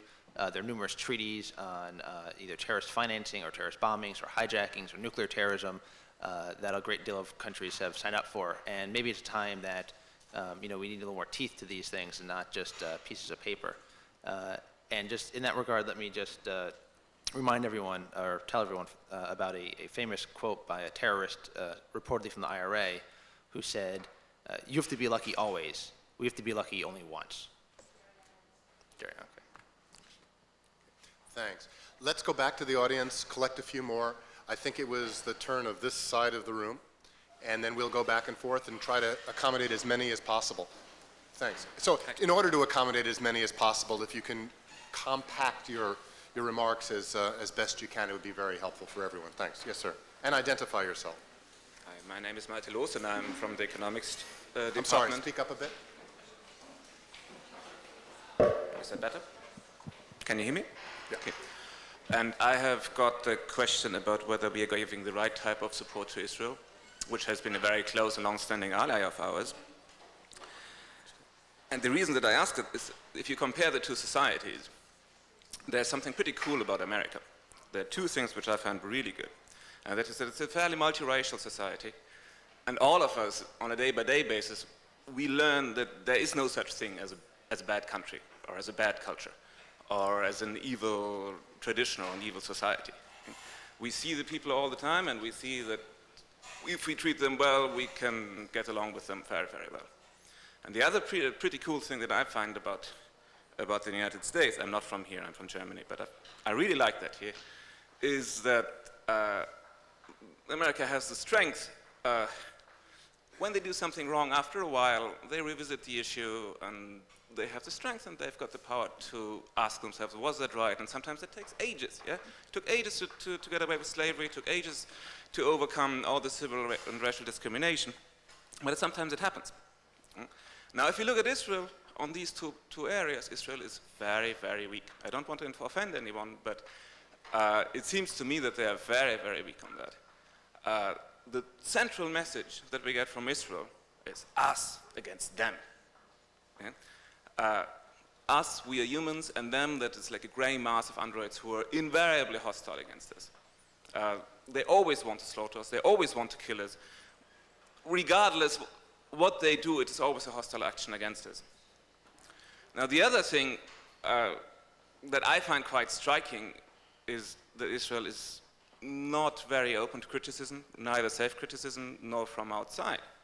Whenever you come to Israel and tell them, okay, folks, what you did there was really bad, yeah? It is a war crime, or maybe it's just a normal crime, or it's just an immoral thing. Then these guys freak out. Yeah? You're an anti-Semite, you're one of them, you're one of those who are hostile against us, you're one of those who want to harm us. Now, quite frankly, I think if Israel were more like America, in the sense of the strengths that I described, we wouldn't really have a Middle Eastern conflict. Okay? Because they would recognize that not all Palestinians by default are bad people. And that, quite frankly, I think that they have some grievances which are very, very real. Right? Also, it just creates a lot of hatred if you do something to people which is not nice and then just deny the nature of it. And the way that the Israeli-American relationship has been is that we have given them a lot of support, but I think support of the wrong kind. We gave them airplanes and we gave them weapons and we gave them a lot of money to live out their weaknesses, but we do not help them to overcome these weaknesses, which in the end are really what causes the conflict down there. And I wonder, don't we have a superb opportunity now to change that once and for all, right? Because this is very deeply ingrained in Israeli society. And it will take something to overcome that. And now I think by education we won't manage, but right now we have an opportunity to simply tell them, folks, as long as this conflict is going on, we will never be very successful in rooting out this terrorism. Yeah? When we go and start a big military action right now, it will just create more terrorists as long as this thing isn't gone. Can't we simply ask them, okay, we are your allies, we need this now, make peace, and this gives you the opportunity for 15 years to live in peace, and then you'll find out that it's actually pretty good. Wouldn't that be a lot more effective than giving them more money and more airplanes? Thank you. Thank you. To this side. Hi, I have a comment about something that is frightening me for the last couple of days, and that is the rise of nationalism in this country. The rise of nationalism. I'm not American, I'm from an allied NATO country, and I feel that the US media doesn't portray enough how people feel in other countries around the world. I feel it overly. I talk to people at home and they tell me they've donated blood and there's been a candle vigil in the main square where hundreds of thousands of people showed up.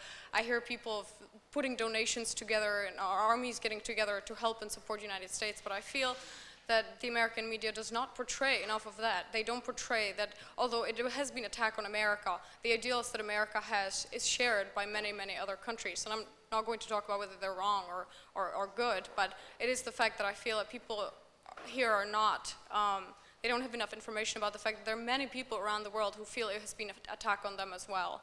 And it's important for us to realize that this is true. And I think I've heard many comments from my friends that have changed overnight by going to, blast them all, just kill them all, we don't care, just, they shouldn't mess with the US. I feel that that's a blind statement, and it really worries me about what's going on, and that's just a comment I wanted to bring up. Then I had a question about, Barry, you said in the beginning, and I'm returning to this again, about destroying the regime and destroying the Taliban government, and I do agree that something of, those terms should be done, but I feel that nobody in the panel has really addressed of how exactly it should be done and how exactly it should be done without harming this, what we call civilians or people who might not necessarily be directly involved and just happen to live nearby. And, shouldn't we regard those people as, if they are going to die for, you know, as a prize for our security and security in the world, because they're going to have to be sacrificed. I would like somebody to comment on this as well. Thank you. Back to the side. Margaret. I'm Margaret Burnham, and I first want to say that I related quite strongly to what Professor Posen said at the beginning of his remarks, that we find ourselves in a really difficult moment when we very much need to talk about this, but when in some respects words are, as has been said often, so often on the TV, words are sometimes not enough. But they also, in some ways, speak so that we've had a lot of sort of reductive talk about things like freedom and security and democracy, which don't really help us understand or grasp where we are at this moment and where we have to move. And it struck me that that the use of the term repeatedly, the United States of America, in a room like this, when we all know where the United States of America was, is in a sense a response to anger and to a patriotism that that is in some ways understandable and important, but also frightening in the kinds of policies that it can lead to. And so it just struck me as a bit chauvinist in this context. I want to make 2 points. One is maybe 2 out of 3 odds is something we can't risk when the cost of making a mistake, of going the wrong way, is unimaginable. And maybe we do need to think more closely and to discuss more seriously the alternatives, which include, certainly, as Raj has pointed out, an appeal to the criminal process through the International Criminal Court. And some association, of course, with that court is clearly, manifestly called for at this moment. So that's one. And second, of course, and perhaps an approach that would require far more patience, but might be more yielding in the long run, would be one that looks not only to where do we move from here, but really does look more seriously at the global economic conditions out of which all of this emerged. Osama bin Laden didn't emerge from an evil hell. He emerged out of a social context, and perhaps American policy ought to be directed towards thinking more closely about that social context in its response. And then the final point that I want to make is, when we talk about collateral damage, as Americans, we also need to think about the long-term and imponderable collateral damage to our own freedom and democracy.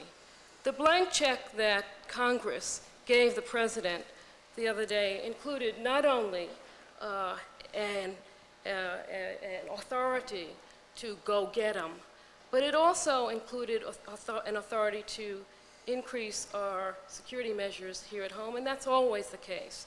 FDR's weakest moment was in the wake of World War II and when the Japanese Americans were interned.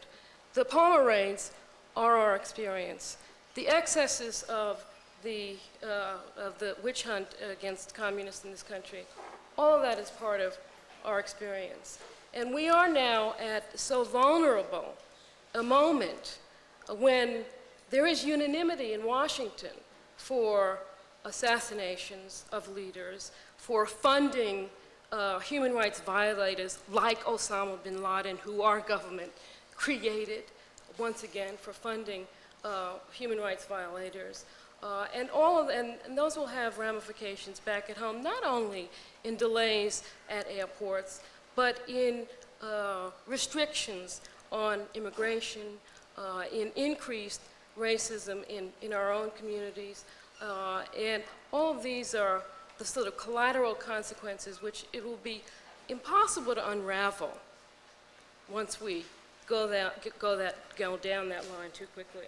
So just in conclusion, it is for all of us for whom language is so much a part of what we do professionally, and so much a part of what we can give as intellectuals to our country at this moment, to understand both its reach and its potential as well as its dangers, and to try to avoid reductive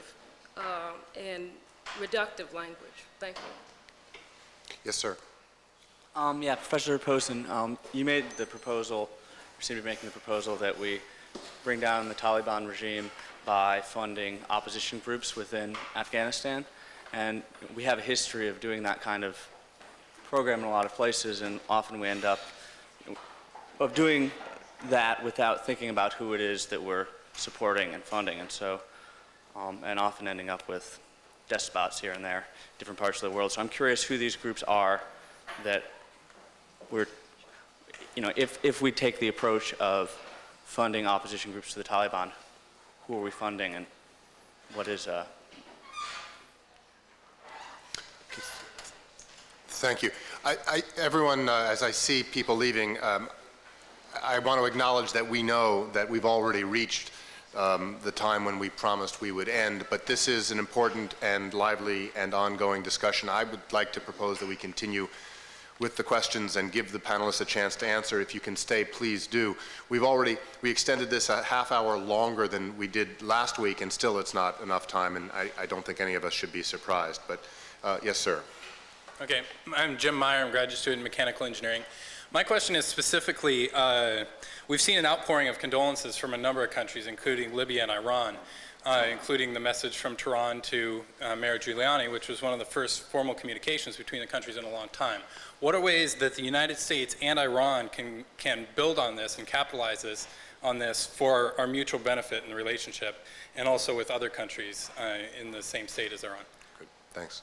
Yes, sir. And I'll go to you, and then to you, and then we'll cut it off and allow the panelists a chance. Thank you. So there'll be two more. Okay, my name is Brahim Tadros. I'm a freshman at MIT.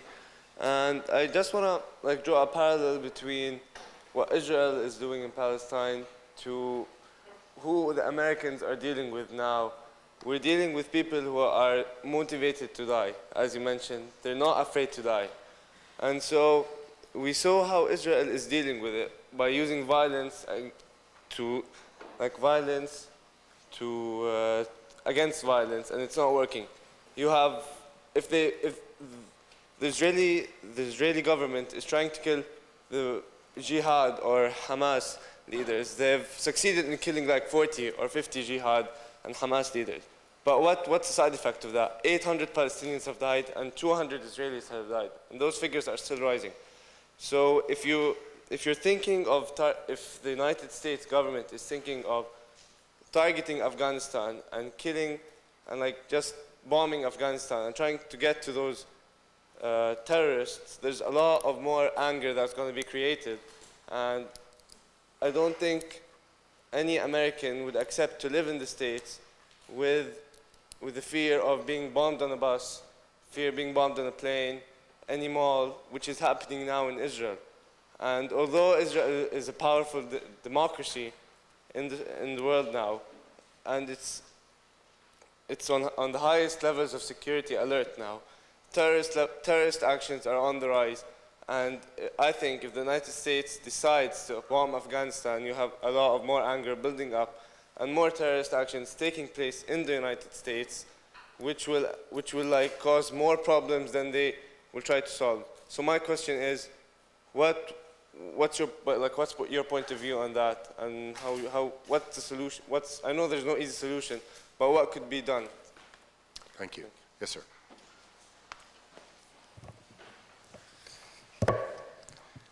Every day I come to work and I pray a decade of the rosary for patience. Thank you for providing another opportunity to exercise it. Ladies and gentlemen, my name is Benson and I am a soldier. I've served our country for 24 years. We do not engage in mindless slaughter. We do not slaughter innocents.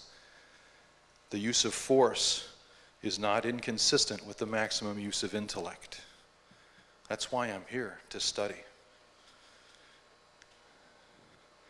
My question, because I'm rather interested in it, seeing that after this year I will return to the line, is can you articulate some points, some concrete points, because I agree with one of the previous speakers, let's deal in some actual specifics on which we can build a coherent, executable, and coordinated national strategy that combines all of the uses of national power. And if we are truly going to engage in a campaign, can we articulate some specifics? And that's what I would like to hear. Aside from another comment that I'm so glad that we can engage in stuff like this. I really am. Because I've served in countries where you cannot. And I just want everyone to think about that too. There was a line from James Webb's book where he had his character senator addressing an anti-war rally at Harvard.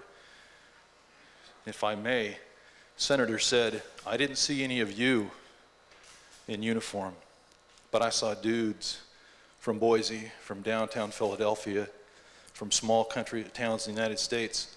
Those are the soldiers that I am privileged to lead and train.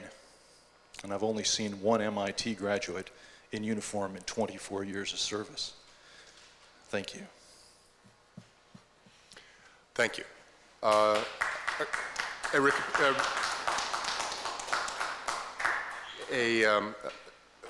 Hopefully fruitful, but likely fruitless recapitulation of a very vast terrain quickly.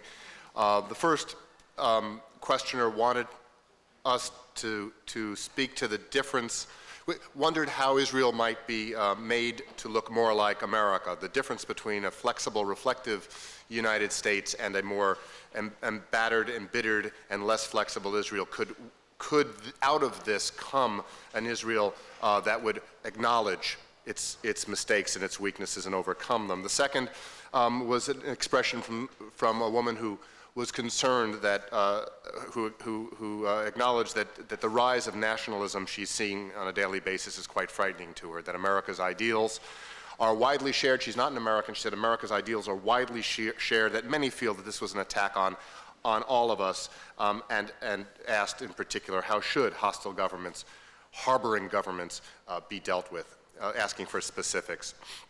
The third intervention was a concern about language, the kind of language that, that we're hearing, talk of freedom, of democracy, of patriotism, and appeals to those were a source of concern vis-a-vis the sorts of policies that they, in the speaker's view, naturally led to. She asked that we consider the alternatives, in particular some that were mentioned on the panel, appeal to international criminal courts, asked us to consider ways to respond to the social injustice that is at the root of some of this, maybe all of this, and the question is, should there be a blank check to rescind civil liberties at home, which is what she suspected was underway with the interaction between Congress and the President this week. The next person asked if we had any alternatives to the Taliban. Who is going to be our friend if the Taliban is our enemy in Afghanistan? The next person asked how might the United States in Iran capitalize on this by drawing themselves closer to each other, something which has been impossible since the late 1970s.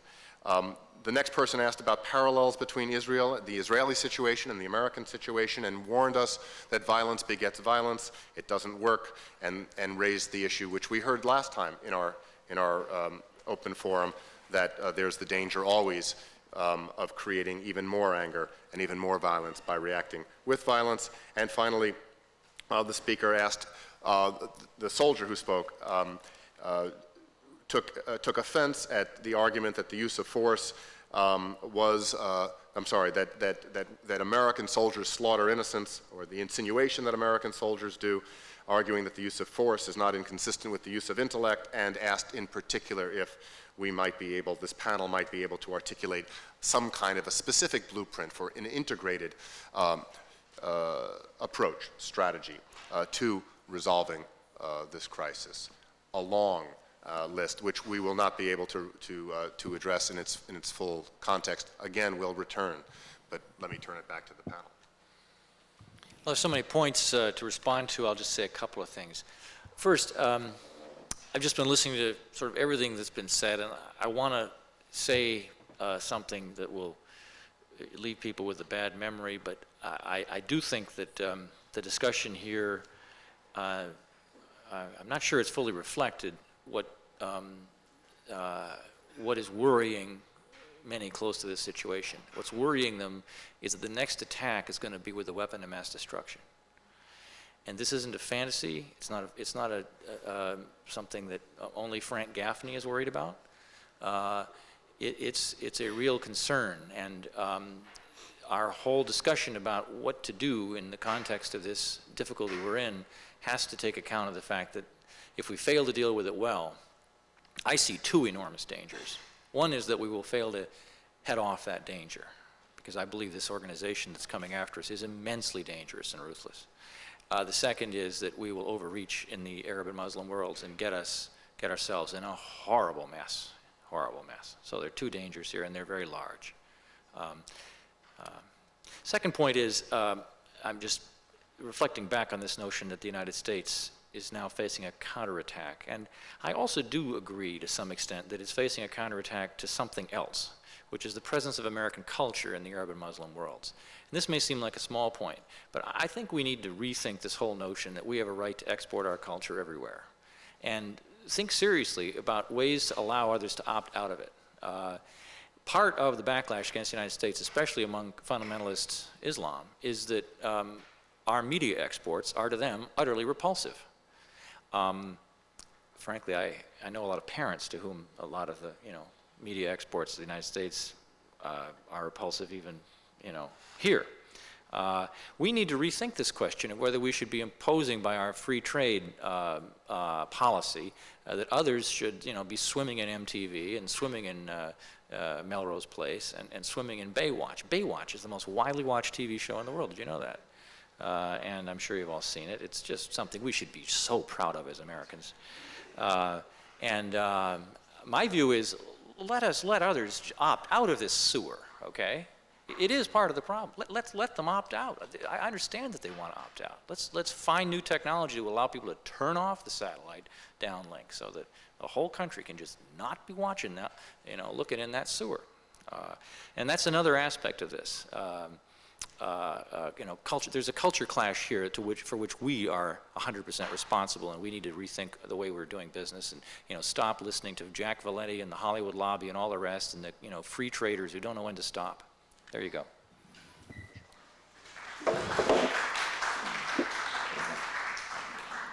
Just a brief comment about the media again, because I've been just watching two contradictory or two different things happening after the attack, one of which has been very impressive, and that has been generally the public reaction of leaders in the United States from the national level down to the local level, many of whom have taken a proactive approach in making it clear that groups should not be scapegoated and people should not be blamed simply because they happen to belong to the same groups, just because they're Muslims, for instance. And I was just having very interesting conversation with a friend of mine who's a senior journalist in India, and we talked about how different this is to the usual response to, say, a momentous religious event such as the destruction of the Babri Masjid, for instance, in India, where usually the response would be that the opposition would first accuse the government of having failed and would demand resignations, and then that would be followed by a whole bunch of recrimination from both sides, and almost no one would be actually encouraging the society to actually back off and not scapegoat. And I think that that's actually one of the positive things that have actually happened. But the negative side is that all this public exhortation has not really stopped hate crimes. And there have been a lot of people who have been targeted, and of the other people who have died have been some Indians, in fact, who have been mistaken to be Arabs because they happen to have brown skins and dark hair. And I think that it's actually an issue that needs to be directly confronted, and that brings us back to the issue of the media in many ways, and also the education system. What is it that actually makes this perception grow that terrorism is actually a unique problem that's actually attributable to this cultural or racial or this particular group. And I think that questions of race and culture cannot be disassociated, particularly when one faces the facts. Let's take to give one example about the facts. According to FBI's own statistics, between 1984 and 1998, 87 terrorist attacks were committed on the soil of the United States. Do you know how many were committed by those who were with Arab background or with any Arab connection? 2 of 87. One was the World Trade Center bombing earlier, and the second was the hostage taking by 5 Iranians of the Iranian embassy in 1992, which did not affect any American lives or property. So what is it that leads to the perception of the Islamic terrorists as being the quintessential one? Now, after this attack, it may be hard for some people to imagine this as an issue, because people might say, well, 85 people may conduct small terrorist attacks, but one major hit equals all 87 or even more. But, you know, the perception that terrorists are Islamic is not something that was formed after last Tuesday.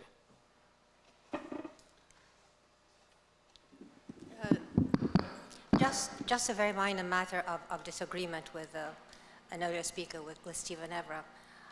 I really do not think that cultural differences are the culprit here. I really do not think that the cultural cleavages can be thought of as a key causal factor or a key element in the strategy to be developed. Quite on the contrary, I think that the region as a whole, with a few notable nutty exceptions, has been able to not so much accommodate, but accept and distance itself at the same time from those aspects of American and Western culture that individual countries did not feel comfortable with. And I'm referring primarily to the moderate Arab regimes, not to the rest of the crowd. There's a lot of points. I guess I'd like to just try and speak for a second to the question of nationalism and patriotism and chauvinism. There's a lot of fine distinctions here across these isms. I think it's very hard for a country, modern country, to embark on a big project, particularly let's face it, we'll call it a war, without summoning up some collective feeling. I think the trick is to summon up a collective feeling that, even though it's oriented towards destruction, and let's be honest about it, still does not drift into the worst excess of nationalism, which is a denigration of other groups, denigration of other nation states. Patriotism, for me, is a kind of a positive love of country, for the good things in your country, and I think in the United States of America, it also means some awareness about the warts. And I think our country has gotten better and better at recognizing the warts, although I wouldn't say that you spend a lot of time necessarily solving every one of those problems. So I do believe there's been a rise in patriotism, and I think it's understandable, and I think it's necessary. And I think my use of the term United States of America in discourse is not only affected by that patriotism, it is meant to affect that patriotism. I'm not sorry about that. I am an American patriot. I think the term and the arousal of patriotism is scary, because I think it's easy for it to slide into something else. It's easy for it to use its destructive power in an undifferentiated way. It's easy to turn inside itself. There's all kinds of bad things that happen when you mobilize this ism, but I don't think you can go to war without it. I really don't. I think it is true that even in this situation, where I think, at least for the first few days of this terrible tragedy, the American media, I won't say it was its finest hour, but it was pretty close. I do think at this point that not enough has been said about overseas reactions to this event. Sympathetic overseas reactions is true, and I think it reflects a deeper problem with the American media, that It just doesn't pay that much attention to the rest of the world. Most Americans don't hear enough about the rest of the world. When they do hear about it, they hear about it episodically. There's some new drama. You're going to go solve the drama, do something exciting, come home, go back to your business. And I think that failure is, helps stoke these events that Raj was talking about. It makes it easy for Americans who are not very informed and are emotionally aroused to turn their anger on citizens or visitors to this country who have nothing in common other than with these terrorists, other than that they look a little different from the small town person that used to show up in Life magazine in 1951. Right? So this is a real danger, and it may be that it's sort of foolish to look for good in something as bad as this, but I think Americans have probably learned that they don't have the luxury of ignoring the rest of the world. It's a sad way. To learn that lesson. The point was made that my use of the term United States of America is frightening. The invocation of patriotism is frightening. And I think I said a second ago that yes, I understand that it's frightening because it can go awry, but I also would say that it's meant to be frightening, right? I think other countries who get involved in this business and groups that get involved in this business, they should be afraid because I think the United States of America is probably going to come after them. We may not. This may all dissipate. We've sat around this table, we've talked about the difficulties and the subtleties, the barriers, the ways it can go wrong.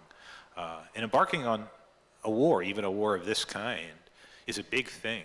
It requires enormous commitments of national will, of leadership, of organization, of prioritization, right? And we're not accustomed to that in this country, and it wouldn't be difficult, from my point of view, for this energy that we've seen in the last week to dissipate in 100 different directions. And it's hard to say. I don't think that would be for the best, but it might be for the best.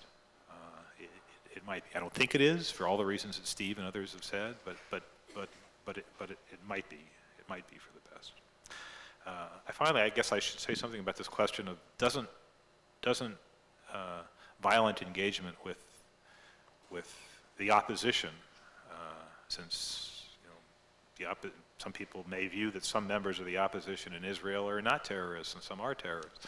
Some of our opposition are terrorists and some aren't terrorists. But violent engagement with the opposition creates more opponents, particularly the more indiscriminate you are. I think that there's an element of truth in that. I think you have to make a kind of a calculation about whether or not you have the option of avoiding the fight. My view of what's happened here is, or my analogy or image is that,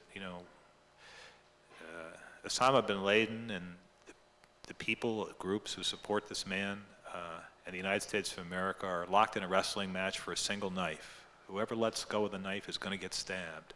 Right? I don't think we can let go now without getting stabbed, unless we want to let go and say, we're leaving the ring. The ring is yours. Right? And this is a question that I think we're going to discuss in future weeks, and someone asked the question, which is, do you want to leave the ring? Right? And I think people who believe that, I think they should make the argument. And I don't think it's impossible to make the argument. I don't share the argument. I don't agree with it. But I don't think it's impossible in this time to make the argument that this fight is more than the United States of America wants. It involves all kinds of difficult moral and ethical choices. A lot of people are going to get hurt. A lot of capital is going to get destroyed. However much we disagree with Osama bin Laden or Taliban or anything else, they're organic to the region. They grew this ideology out of some combination of nationalism and religion. We don't need to be there. We don't need to be involved in the Arab-Israeli dispute. We don't need to be in Europe. We don't need to be in the Balkans. We don't need to be in these places, right? But we have to have that discussion about, do we or do we not think we need to be in those places? Because there is an alternative here if you don't want to get your hands dirty, and that's come home.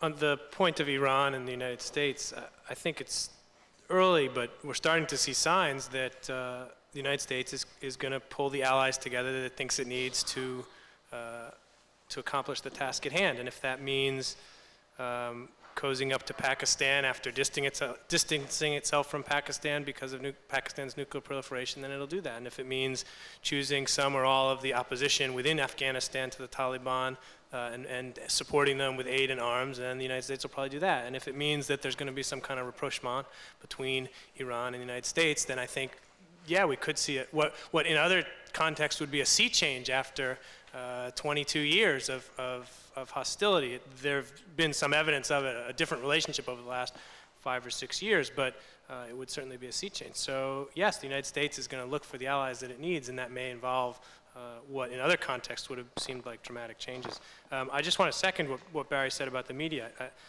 If you look across a range of issues, for years the U.S. media has been focused on the United States and does not do a good job of presenting what is going on in the rest of the world. And I think one lucky technological development is email and the internet, because it gives us direct access to many things that we couldn't get access to before. And it's certainly not the same as being in another country, but at least it's more eye-opening than simply watching CNN or CNN Headline News or CNN Airport Channel or whatever mode you choose. Lastly, on Margaret Burnham's point about the sort of letting the rule of law work, I respond to this not as someone trying to advocate the opposite. I think there's a lot of, this is a crucial question, but I just want to articulate part of what I fear, which is that as the rule of law works, attacks happen. And we were watching now and we're seeing the evidence of that the rule of law was working to stop this attack. There were some of these suspects who were on immigration watch lists, but they slipped into the United States. There were probably a couple of them who the FBI was actually trying to arrest, but failed to get to in time. So it's an incredible tension, and it goes, I think, to the heart of what the United States is going to stand for and what it is that the United States is defending or advocating when it chooses its policy response to this. It's an important point, but I think that the important other part of it that has to be addressed is that as the rule of law takes time to work and makes mistakes, how big are the costs going to be? And I think the fear is, while yesterday's terrorist attacks seem minor, to talk about, even a couple hundred people dying now seems, trivial when people look at the footage over and over again of thousands dying. It still raises that same question of the timeliness, and so I don't at all have an answer, and I don't advocate either side, but it's a clear tension, I think, between the two sides. Thanks, Jeremy. Greg? Okay. Well, to no one's surprise, least of all my own, there are many, many more questions than there are answers. And I do think, though, the issues before us are that much more sharply etched now that we've begun this conversation. I want to remind everyone, or at least inform everyone, that the next time we will convene a panel, it'll be a differently configured one, but we will be convening a panel on October 4th as part of this series of 5 teach-ins at the Institute on these issues. And we're going to be focusing on the question that Barry raised in the last forum and has raised again today, which is whether or not the United States wants to be in that ring, and if so, how do you justify staying there? Thank you, everyone. Thanks, panel.